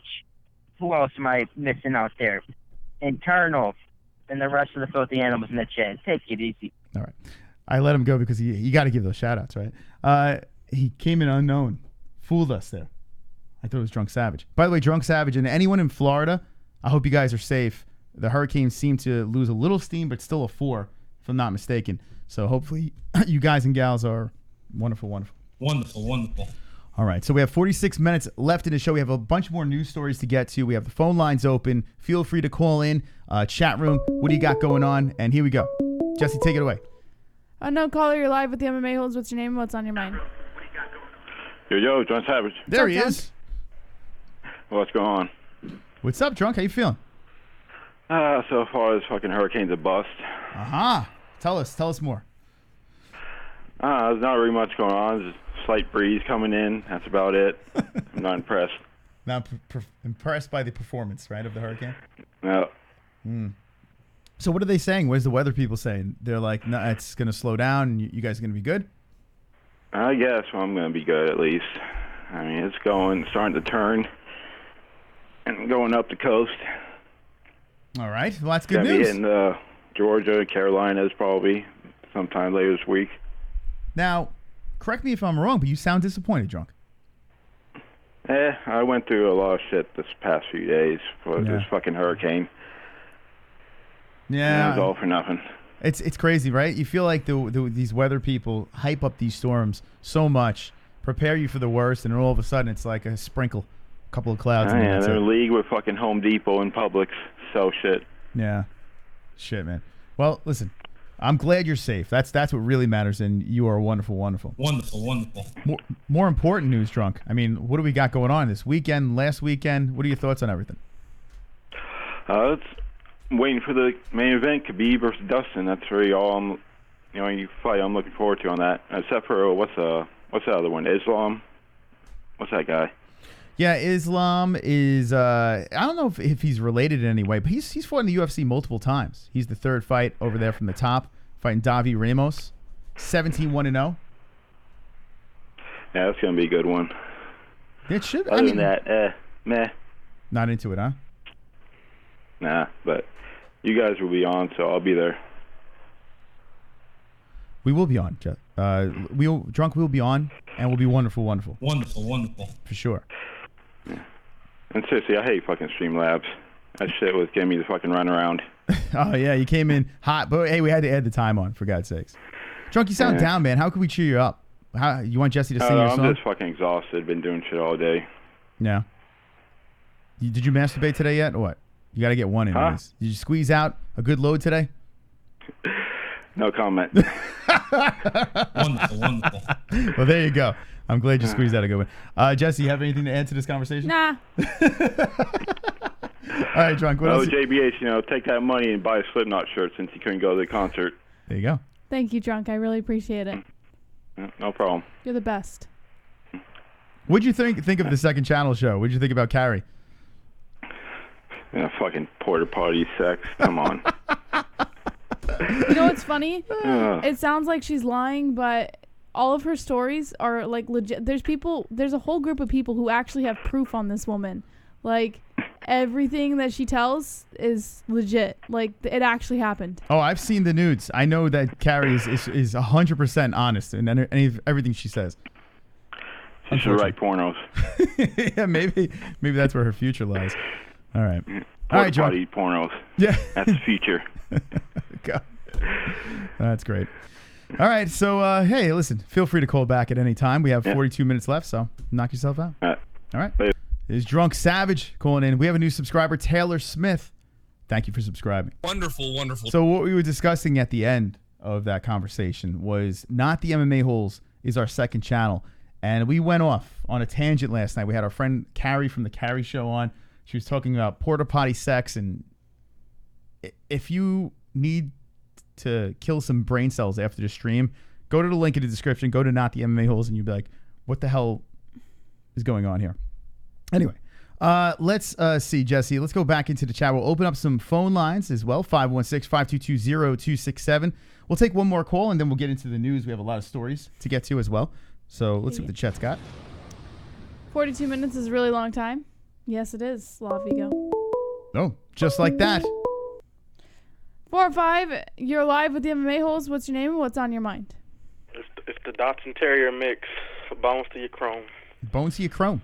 It's a Chihuahua Dachshund Terrier. Yeah. What's up, guys? How's it going? What's up? I'm pretty good. Hey, man. What the hell was up with that chick last night, man? Carrie? What the fuck was that? Well, she's like a mythical creature. Well, she sounded like my kind of gal, man. Ooh-wee. You into that? Well, I don't know. She's saying some freaky shit, porta potties and shit. God damn. Yeah, she don't mess around. She's all business. Oh man, I thought she was talking about me for a minute. Shit, I had to stop and think. So you're saying that you can give her a run for her money with your stories? Run for her money? Man, I was a freak, boy. What you talking about? Me? It sounds like a love connection here. What do you think about Carrie? You want us to set you up with her? So I don't know, man. What them lips do though? What her lips do though? Fortunately, I don't know. What did he I tried to ask her some questions. She didn't answer them. What did he ask? He wants to know what the lips do. What them lips do though? I mean, she's told stories. I mean, I don't know. Can she suck a nigga's dick from the back? She ever had somebody turn the key and lock it? You know what I mean? Probably.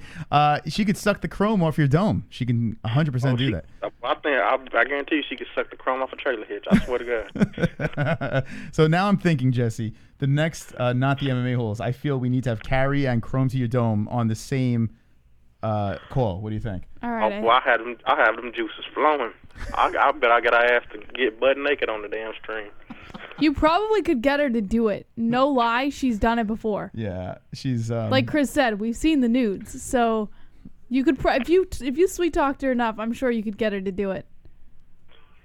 Oh yeah, I know I could. Did you beat off to Carrie after the stream? I mean, it sounds like you got a little riled up. Oh no! I don't beat off. No? Can't do that. You just you strictly love them. Man, I gotta get in them sweet sugar walls. I don't use my hand. Gotta spray it down. I don't do that shit. Yeah, I hear you. I know what you're saying, man. I feel you. Hey, what the fuck happened to my nigga Real, man? What y'all do to Real? Well, we didn't do anything. Someone else triggered him, and I guess he didn't like how it was handled, so he decided to bounce. We have a theory here. Real, a friend of the show, of course. He's supported the show for a while. He was in the Discord. He just bounced from our Patreon. Mm-hmm. We think this. He's been saying for weeks that someone donate $100 and I'll leave. $100 shit. Yeah, I'll leave for 2 weeks. He's been saying that for a while. I feel he was going to leave for a couple weeks anyway. Yeah, I agree. I think he was just looking for a way out, and he found it with a specific person in the chat. Yeah. So I wanted him to come on tonight. But he was because the hurricane stalled out in the Bahamas. So I was wondering if he's going to make fun of, there's a lot of black people in the Bahamas, and he knows they can't swim. We're missing out on good racist humor tonight. It sucks. Yes. Yeah. That's the only reason I wanted to see him. I wanted to hear his voice. I don't know. I feel like he was just looking for a way out. You know, like he's been seeking it for a while now, and then he found someone that would be the perfect excuse. Instead of just leaving and being like, I'm bouncing, guys, he had to pin it on someone else. Yeah. Well, the good news is anytime we lose a racist donator, another one pops up. So yeah, that's just not a don't joke. worry. Hang in I think there. it's probably going to be me because I hate all races. All right. Okay. Well, Chrome, you're the best, man. You've become one of my favorite callers. Now get out of here. All right. The guy's the best. I got to say, Chrome to your dome, I think he jumped to the top of my list. Even though he never really talks about MMA, but he's funny. He always delivers. Yeah, he's funny. He's a funny guy, Moss. Maybe it's because he's from Long Island. He's from Strong Island. All right, let's get into some news stories over here. By the way, I still don't know. Is this the tweet? So Ann H put this out there. Could be the so type this of is the exact girl I was talking about. Like, I know that. But what I'm saying is, what's the problem? No, like she's just.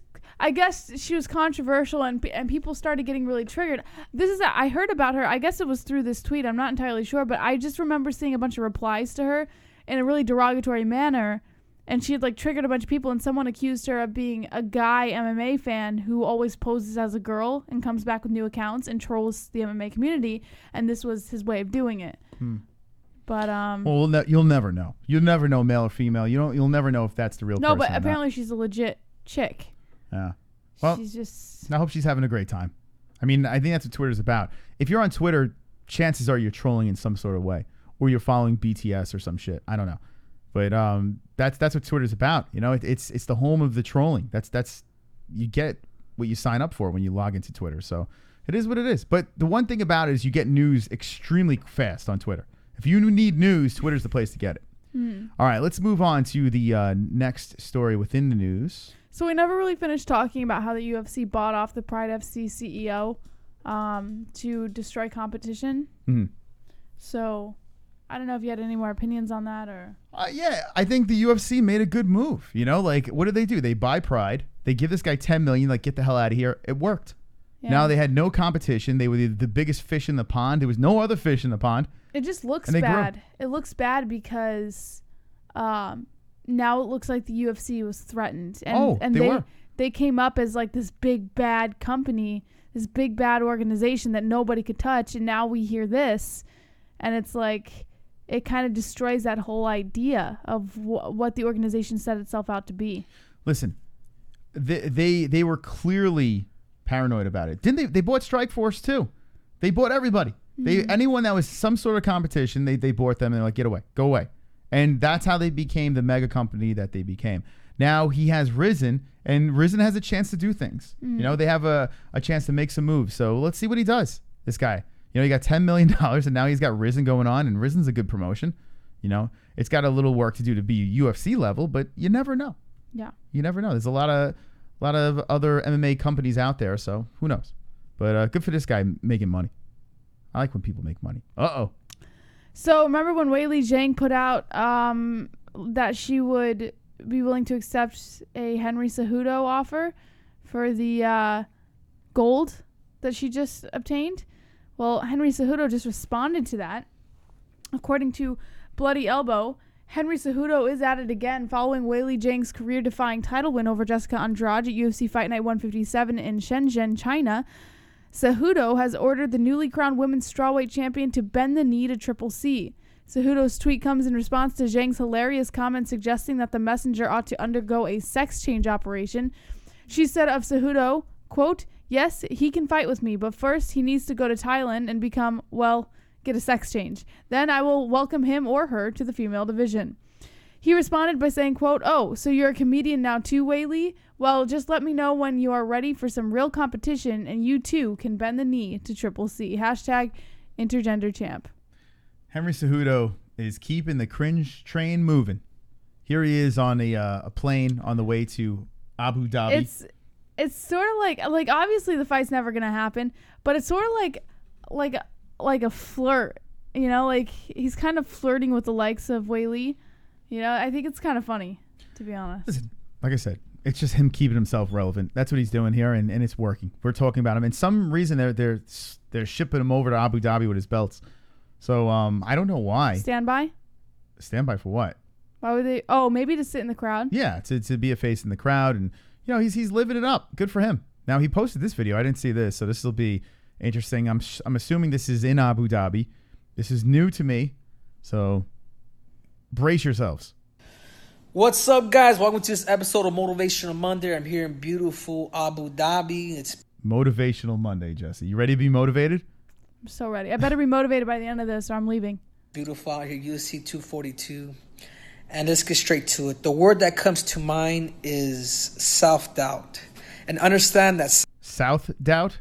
What do you say, south or self? I think he meant self-doubt. But he said south-doubt. He has a very bad... Lisp? What is that? He does a very bad job at pronunciating? Enunciating his words. South-doubt. South. Self-doubt is normal. South. Understand that this up here is a game. What is self-doubt? I've heard of self-doubt, but south-doubt? He said it twice, too. This right here likes to self-manipulate, but... Manipulate. South manipulate. Okay. Also understand as a competitor, as a fighter, that your opponent is feeling the exact same thing. You see, what doesn't worry me is the work. What worries me is the worry to the work. And what happens at times is we feel that whether it's self-doubt... now it's south. Self-doubt. It turned from south to south. South is not even a word. South? At least he's trying to say it. Worry or fear. But let me get into fear real quick. What is fear?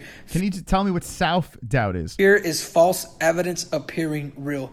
F-E-A-R. False evidence appearing real. And the only way to really conquer that fear or that worry or that doubt is by action. You know what? Nothing matters until that appointed time when you get into, when the whistle blows, when the ref says go, is the fact that you're going to use that action at that appointed time. What? Is that it? That was it? What's up, guys? Welcome to this episode of Motivational Monday. That was it? That didn't motivate me, Jesse. Did I miss the motivation? I think we were too focused on him saying self-doubt. Do I even bother playing it? I don't think I could play it. Yeah, I'm not again. into it. I'm not motivated. I'm leaving, guys. I'm motivated to stop playing that video. That's how I'm motivated. So here's the Weili Zhang thing he posted on Instagram. Oh, you know, there's a fighter that challenged a lot of female fighters. Henry Cejudo is call himself Triple C, and he challenged Triple C. Valentina Shevchenko. So, do you have interest to fight with Henry Cejudo? And yes, he can fight with me, but I don't want to fight Henry Cejudo because he has self-doubt. First, he need to go to Thailand and become. She's looking at him like, why are you even asking me this, asshole? Look at her face. No, he's translating what she said. Oh, okay. Maybe she understands. I don't know. Changing and then look at her face. I will welcome him or her to the female division. No, she's what the fuck? Yes, he translated what she said. All right, thank you, Henry Cejudo, for wasting my time. I see Tominator in chat wants to give us a call, so let's open up the phone lines and speak to the Nader. We haven't spoken to Tominator in a while. So 516-522-0267. 29 minutes left into the show. Wonderful. Keep it going. Keep it flowing. Let's talk. Let's speak to the peeps. I want to hear your beautiful voices. What do you guys think about self-doubt? Do you want to hear another story? Or, I mean, no. Still got 30 minutes left, boys. I don't give a shit. To call us for 30 minutes? No, we're not going to take. I want Tominator to call in. Which one's Tominator? Let's see. 727, you're live with the MMA-Holes. What's your name? What's on your mind? Hey, it's Terminator. There he is. So I know yesterday on the show you guys were trying to get people for Florida and the hurricane and all that. Yeah. So yeah, I just want to give my quick story. So I just went to college this year and lived in Florida. And basically, they made us, I live in the dorms in college, and long story short, they basically kicked us all out. Are you underwater right now? Where are you calling from? from? He's in the hurricane, Moss. Are you in the hurricane? You're very muffled. Let me fix that. Okay. I think he's calling from... Can you hear me better? That's a little better, yeah. Well, I'm currently in a parking garage where I'm going to sleep tonight. Okay. Because I got kicked out of my dorm. I snuck in yesterday, but today they locked it all down. So I just wanted to let you know, if you guys want to come over here and give me some company, I'm in the parking garage. Wait, hold on a sec. You're locked out of your dorm and you're sleeping in a garage? Yeah, that's because of the hurricane. What? Come on. Yeah, it's pretty messed up, but yeah. Wait, wouldn't they want to keep you in the dorm? Like, wouldn't that be No, safer? because they did a mandatory Because evacuation. I guess we're a liability or something. Yeah. What the fuck? So now they got you outside in a garage. Is this like an open garage, or is this like? No, it's like a closed big parking garage for all the students that go here. How much weed do you smell right now? Do I smell? Yeah, how much weed is in the air right now from all the students? Well, I'm the only one in this parking garage, and my doors are closed with the AC on, so none. So wait, so where's It's not everyone like else? No, it's not like they sent the other students. They evacuated the dorms Yeah. and kind of like went, all right, we'll figure it out for yourself where you're going to go. Oh my God. Yeah. So if you don't have Most any people, family, I guess they went back to where they live, but yeah, that sucks, man. What if you run out of gas? It's probably hot over there. Can't leave the car running all night. I got a decent car that holds pretty good gas, but I'll be fine. I mean, there's a gas station right across from me, so I'll be fine. All right. Now the fumes. Are you dying from the fumes? Like in the gas? Because are you underground or what's going on here? I mean, the fume's gonna build up. You're gonna die on us. What? How does that happen? I mean, listen. Was it carbon? Dude, that sucks, man. Like, did they even take into account the students who are there from out of state? It's ridiculous. Who don't have families to go to? Like, that's really fucked up. Yeah. Wait, so can I die here, or what's going on with that? Yeah, man. fume? Yeah, if you have a car running inside, I mean, that's gonna add up. I can't be breathing that shit in. Tominator? Well, actually, there's like holes in the walls, like with windows and stuff. Like, no, they're not windows, but it's open, so it should be good. They are open. Okay.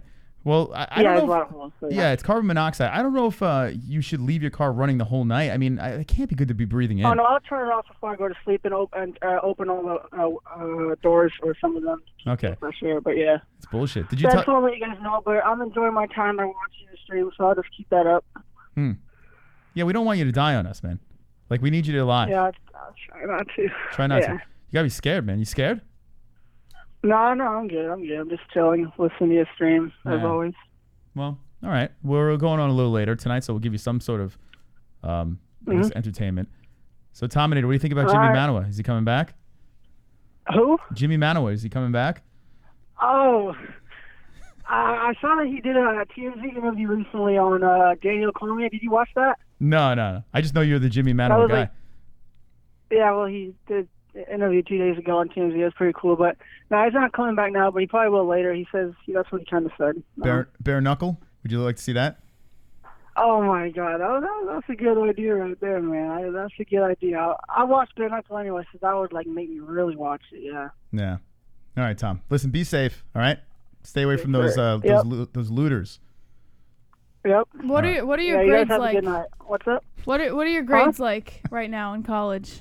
Oh, well, it's I only had 2 classes. Like, it literally just started, now we're already after evacuate. It's really fucked up. Do you plan on skipping classes throughout your college career? No. That's good, kid. I did in high school, but this is another thing. I said the same thing, and then I dropped out after 2 years. Don't listen to JBH. She's a What? completely bad influence. Okay. I can only hope to be like her, so maybe I should drop out. I'm fucking with you, man. You'll be fine. Yeah. All right. Do the opposite of what Jesse Yeah, did. don't do what I did. All right, Tom. Thanks for the call, guys, man. Appreciate you letting me call. All right. There is the Tominator. Jesse's bad advice. No, we in should all do that. seriousness, I did say the same thing. I was like, oh, college is different. No, this kid's gonna ace it. I was a bad kid in high school, but college is different. Yeah, and but you're a fuck up. He's not. Within the first semester, I was skipping classes. Yeah, I was. Yeah, but he's the not. worst. He's the Tominator, for God's sakes. He's not you. He's the Tominator. He's a do just fine. That does suck though. Like they're like, all right, fend for yourself. Yeah. What kind of school does that? I don't know. Anyway, I'm all over the place with that call. That's insane. I hope you're safe and everyone in Florida, the hurricane doesn't hit you that bad. So Henry Cejudo, let's move on to the next story. What do we have here with Weili Zhang? Anything else on this broad? Yeah, Ronda Rousey praised her after her TKO. Oh my God. Yeah. I want to thank Weili Zhang for her performance. It was so inspiring for me. It reminded me of when I was in the UFC, and it was so inspiring. I love watching Chinks fight. That's actually real audio from Ronda. Yeah, well, it wasn't that extreme. All she did was make a post that said, "The future is bright, amazing performance," with a round of applause emoji saying, "Congrats, champ," at Zhang Weili MMA.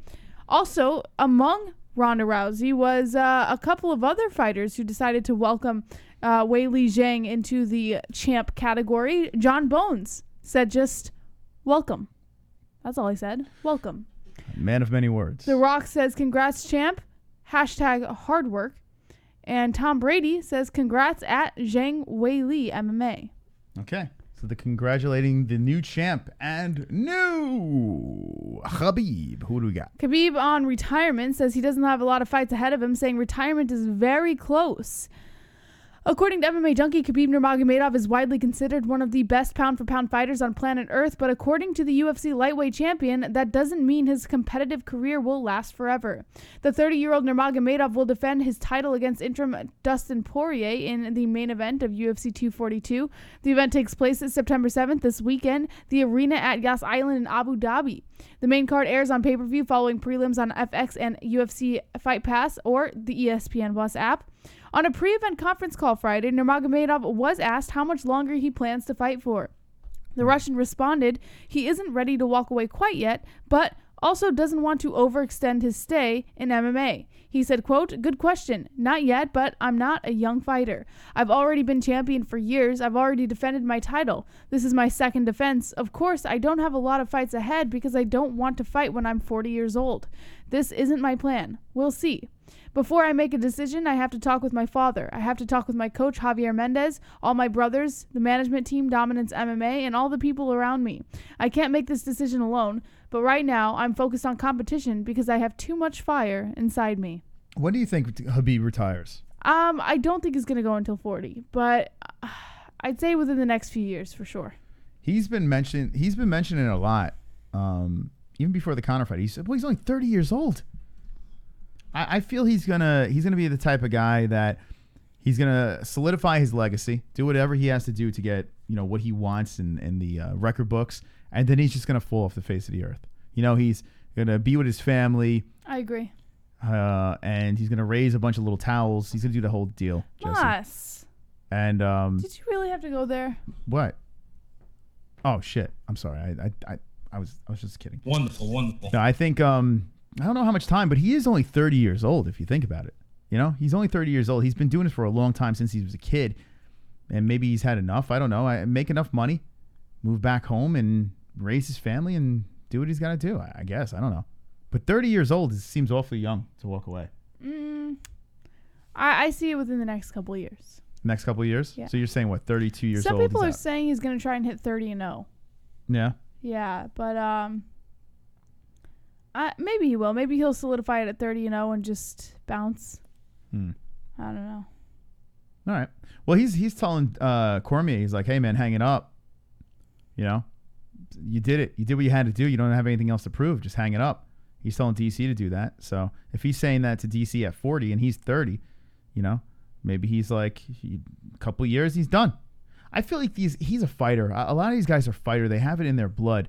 I just don't know what Khabib, like, maybe the whole game itself, he's not into. He likes fighting. He likes competing. He likes legacy. He likes all that stuff. But I don't know if he likes the game, being dragged around, the media, all that stuff. I don't know if that's his deal.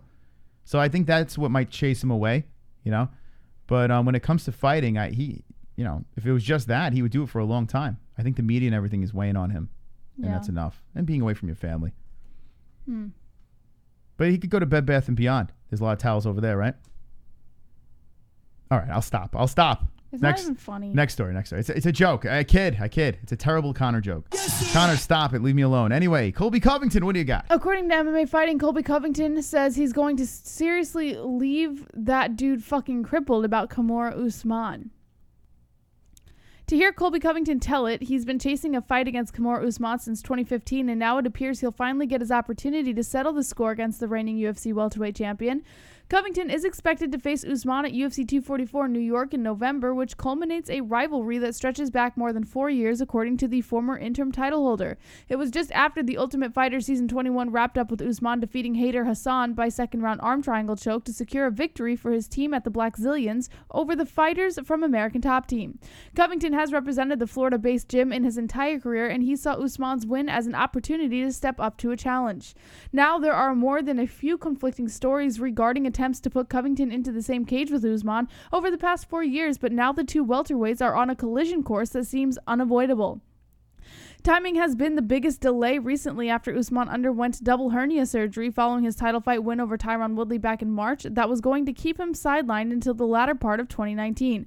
Of course, Covington doesn't buy that injury either, instead believes Usman is just further delaying the inevitable fight between them. He specifically points to an encounter they had the day after his win over Woodley when the two fighters nearly came to blows while standing in a line at for food in a hotel in Las Vegas. Covington's inflammatory statements have made him one of the most hated men in all of mixed martial arts, but his performances inside the octagon have also forced everyone to recognize him as a legitimate threat to the title.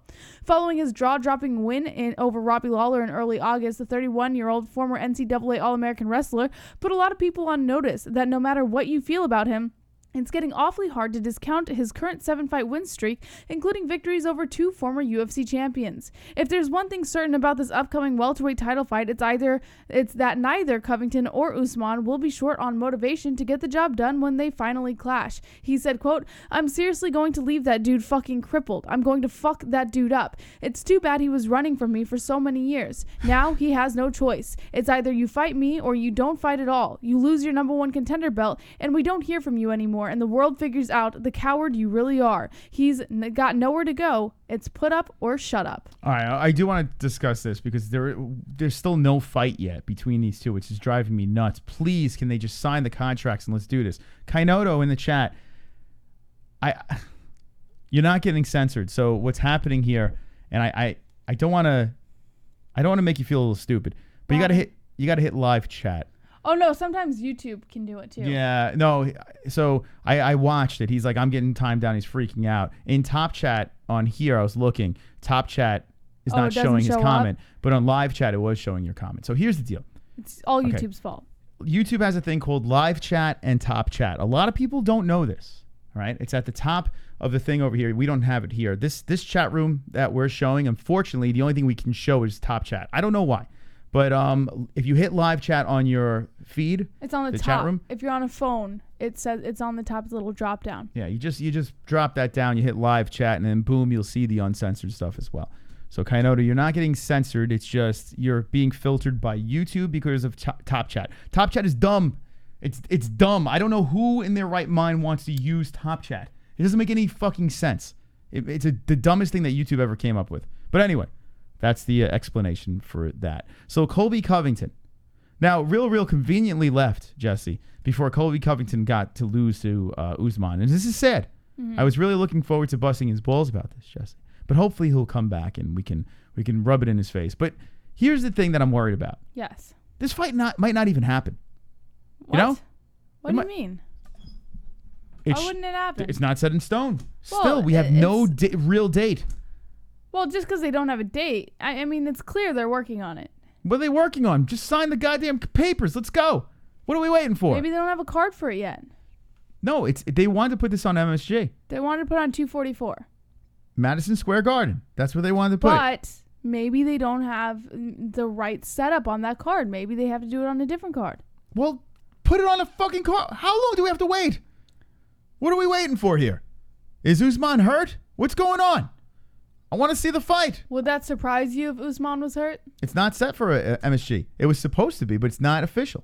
It's ridiculous.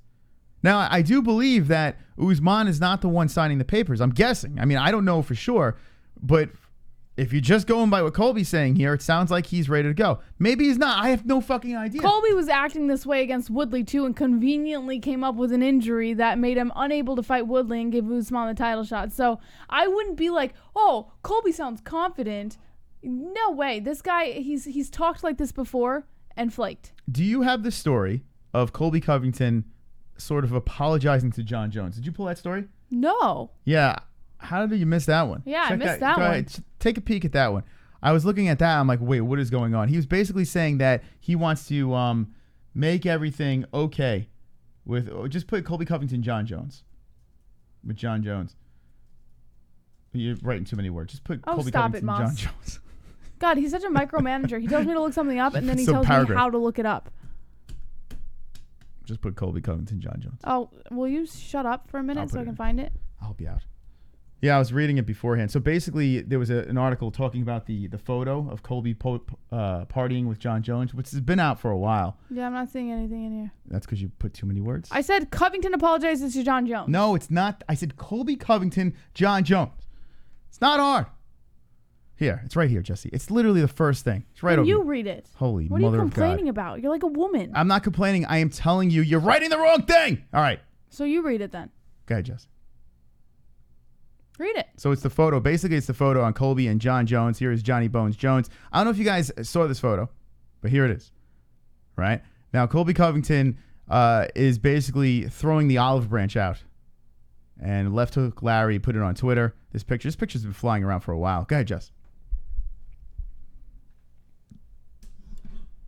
Back before Colby Covington blew the collective minds of MMA fans around the world by fully embracing MAGA and Donald Trump as his troll aesthetic, he used to keep things relatively meat and potatoes by dishing shit on his former college roommate, one John Jones. As usual with Colby, it's hard to know what is real and what's just Colby saying stuff, but they did indeed live together during their time at Iowa Central Community College, and now we have photographic evidence of this magical era. There it is. Okay, now what do you see in that picture, Jesse? What do you see, Moss? I see a black guy on the right. I see a retarded-looking white guy, and I see Stifler from American Pie on the left. Okay. Okay. All right. So we scroll down a little bit more. Oh, to be transported back to the simple days circa 2006, was America great back then? We'd have to ask Colby, but they certainly seemed simpler. Both young men were championship-level wrestlers, and it would be 2 years later that John would step into the cage for the first time and start competing in MMA. Interestingly enough, Covington tested the waters first around the same time this picture would have been taken. He holds an amateur MMA win from back in August of 2006, his lone match before going pro in 2012 and hitting the UFC in 2014. No one cared too much about Covington as he toiled away on UFC prelims, but he did manage to generate press when bringing up his old roommate. Quote, when you're in a small town in Iowa, a lot of kids are farm kids, and they always wanted to start some of the stuff with the wrestlers, Covington told Fox Sports of 2014. I was a national champ in college, and John was a national champ, so they always try to pick fights at our house parties and stuff. We would just clear out the place of a bunch of townies. Especially John, he'd be throwing people through windows and stuff. It was nuts. He has a bad temper. When he gets mad, he gets mad. Throwing people through windows? Now, do you believe that, Jesse? Covington eventually graduated from airing Jones's dirty and smelly college laundry during interviews to calling his old school chum out directly on Twitter, eliciting this classic response from Bones. Yes, because I've been using your name in interviews talking about some imaginary college 2-year relationship. Now, this is 2017, November 16th. John Jones. At the end of the day, brother, I feel sad for you. I couldn't imagine holding that type of animosity in my heart. Your jealousy and hatred for me, it's clear as day. The weird thing is, I'm not even sure what I did to you. I haven't seen you in like 11 years. This is all 2017 tweets from Johnny Bones. Just wish you would smash some people in the octagon and become more recognized that way instead. Well, now he is. Now Covington's doing both. So there we go. So Colby Covington was in college with Johnny Bones Jones. He's reaching out the olive branch in a Colby Covington sort of way. So the question now is, what is next for Colby Covington? Will he be fighting Usman? Will we move on from that? Will Usman get stripped? What's the deal? I don't know. Let us know in the chat, and we will open up the phone lines. 10 more minutes left in the show. Let's talk to the peoples. 516. 522-0267. That's right. All right, Jess. What's going on in the chat rooms? Kevin from Chicago says useless story. Zoltan Bose Jones is actually 5 years old and has 5-year-old intelligence. Kevin from Chicago says open the phone. Stop being so bossy, Kevin. Open the phones. It's so annoying. It's like a bunch of Don't whiny take people. the unknown caller. All right. 405, you're live with the MMA Holes. What's your name? What's on your mind? Hello, 405. Welcome to the show. What's your name? What's on your mind? Fuck you. Fuck you, Kevin. It's Chrome. Yep. Yeah, I'm calling. I'm talking about MMA since fuckers don't think I talk about MMA. Okay. I want to talk about real MMA fighters, the real guys that hold the MMA community together, and that's midget fighting. I love it. All right, so that's your number one, midget fighting? Oh yes, I watch midget. If I could, I'd watch midget fighting 24/7. Do you think always that they always action packed?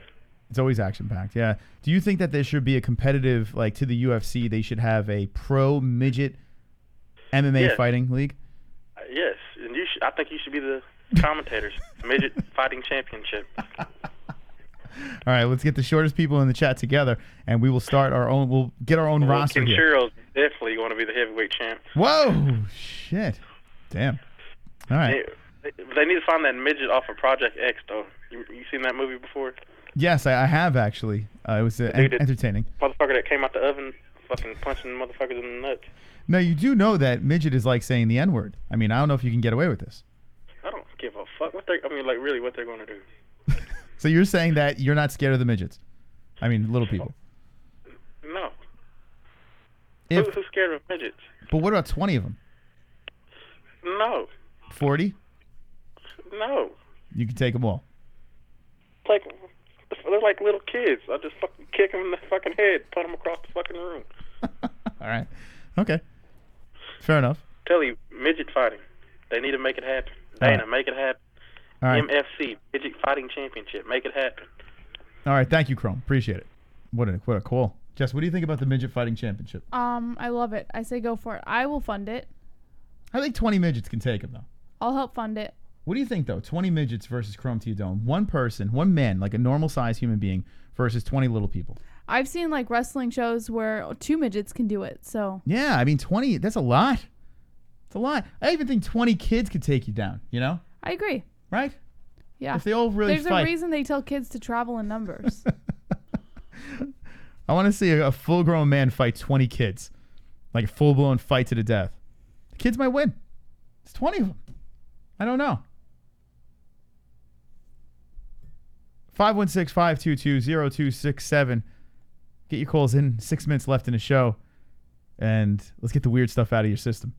Right, Jess? Yes. I can't stop thinking about chili. What? What's up, Kevin? I might be drunk. Let's see. If you guys think MMA is bad regarding the fans, it ain't got nothing on boxing. Look at the way they react to Vasily Lomachenko. And MMA is like child's play compared to that. Boxing has some of the most ruthless, low-life fans in the world. You guys see the way they react to Vasily Lomachenko? It's insane. But anyways, I gotta see. I can't wait to watch Ali Abaziz's face after Khabib gets knocked out in the first round. Ali Can you who? imagine that? Ali who? The disease. Wait, Ali who, Kevin?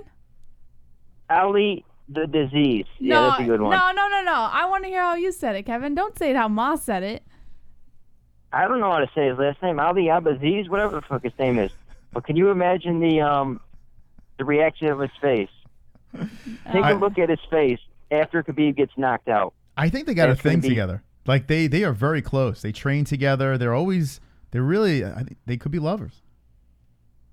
The reaction on Ali's face after Khabib gets knocked out is going to be worth the $70 pay-per-view price, as it is. So that's what you're waiting for. Colin. All right. Take it easy. Thank you. Ali Abdelaziz. No, Ali Abaziz. Ali Abaziz. I mean, Ali Abdelaziz is going to be. Ma, say it right. I mean, Ali Abdelaziz. Abaziz, like Ali, Paul spelled it. Ali bag of bees. Abaziz. Ali, Oxentree. 516-522-0267. Discuss. Away. Call us. Don't be shy. All right, here we go. Unknown caller, you're live with the MMA host. What's your name? What's on your mind? Yo, John Savage. Yo, Drunk, what's up? Drunk, before you get going, before you get speaking, how do you say Ali's name? Ali Abdel, fuck him in the ass. I don't give a fuck.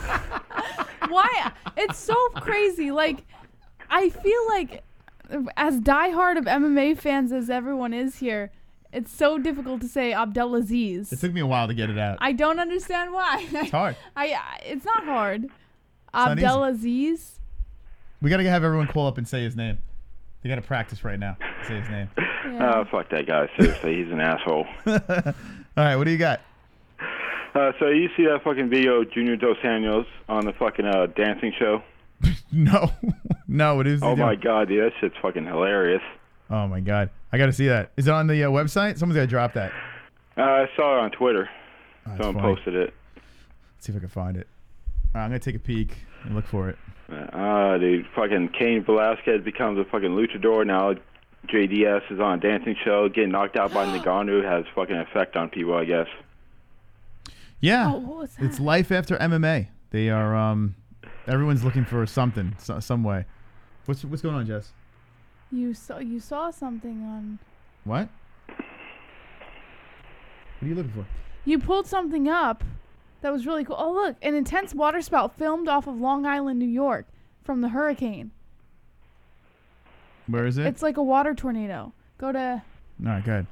More importantly, there's a water tornado. Let's see this From thing. the hurricane. I think It's easy. It's like, I'm telling you, it's like dangling a toy in front of a cat. That's Jesse right there. No. Can I pull this out for a minute? Yeah, go ahead. So, Jesse, what do you think about Till now? You see the picture of him? He's all jacked up. I did see it. You flick the bean? What are you doing? Yeah, get them panties wet, huh? Oh, here it is. Yeah, listen, I mean, it's kind of interesting to me, like, since he's moving up, like, he's already big, you know? Like, why add on more weight like that? I don't know. Well, if you find a new weight class, you gotta put on a few more pounds. Everybody else is bigger. Yeah, good point. I still think he's gonna get smashed. He's gonna get smashed. Smished. What do you think? Yeah, probably. But I guess Paulo Costa to see who Jesse roots for. I'm gonna play the. So it's a tornado warning was issued. It's a water tornado. The tornado started in the water. Fake news. This is a fake tornado. Oh, stop it. It's fake. This is from This is like remnants of the hurricane. Hurricane. What? It's a hurricane. It's a male hurricane. The hurricane? Yeah, there is the water spout. It's amazing. Actually, it's a water tornado. I saw one of those up close once. Did you? It was in a fucking river. In a river? Yeah, a bad fucking storm driving by, and bam. Imagine see that shit. Like, what the fuck? Yeah, it's kind of wild. How does that happen? What causes this? So it's the cold air and hot air that creates a tornado. It just happened over the water. Kainoto says it's Jesus returning. Do you think that's what it is? The rapture? Jesus is back. Everybody look busy. Everybody look busy. Yeah. There he is. I think I see him. I see him in there. There he is. Or it could be the next Godzilla movie. Did you see have you watched those Godzilla movies, Drunk? The new ones? I saw, that first one they did, the newer one, but the last one I haven't seen. Yeah. We fell asleep. I couldn't do it. I don't know, and I love Godzilla. I'm into it, but the second one... Yeah, I prefer the old fucking ones. Yeah. We want like a Japanese all guy. All the bad dubbing. Yeah, in a plastic rubber costume, whatever the hell he was in, and stepping on a Lego set. All right. I prefer that shit. Well, there it is. Drunk, thank you for the call, man. Anything else on your mind? No, that's about it. So you're the best. Top notch. All right, be good. So there he is. That is the last call of the night, and we got to see that water spout. Long Island. That's actually kind of weird. That's in Long Island. Yeah. Well, it was on the Fire Island Pines. I don't know if you know where that is. No. Oh, Fire Island. Yeah, you were in Fire Island. No, Fire Island Pines. Is that different, or is it the same? I'm place? assuming it's the same thing. Yeah. So it was near there. But the tornado was issued for the area, including Long Island. Oh shit! I see a shark getting scooped up into the air. Oh, stop it! There he goes. I see a fin flipping around. All right, I think we'll end on that. We'll be back on Wednesday. There's no Contender series tomorrow. If we do any sporadic shows, it's going to be on the second channel, not the MMA Holes. Link in the description. What a fantastic show, right?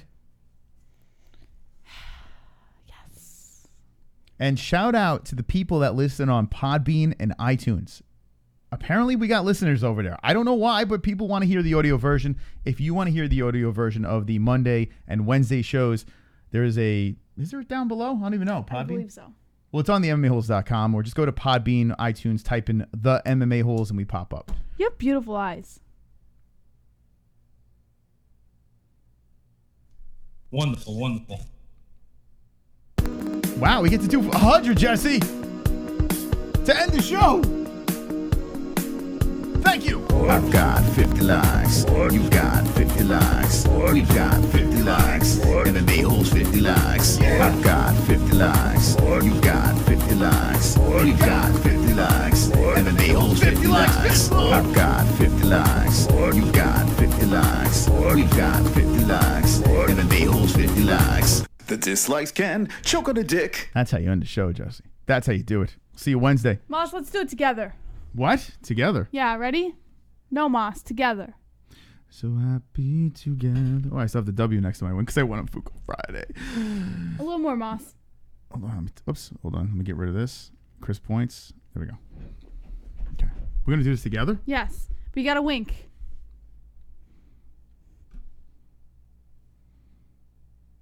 Should I get rid of Mystic Moss over here? Hold on. There we go. Okay. Okay. Don't be an a-hole. Moss, you gotta time it right. I came up with it. I know how to time Ready? this. 3, 2, 1. Don't be an a-hole. Be an M. We. I said be. Why you gotta ruin it? All right. 3, 2, 1. Don't be an a-hole. Be. 3, 2, 1. Don't be an a-hole. Be an MMA hole.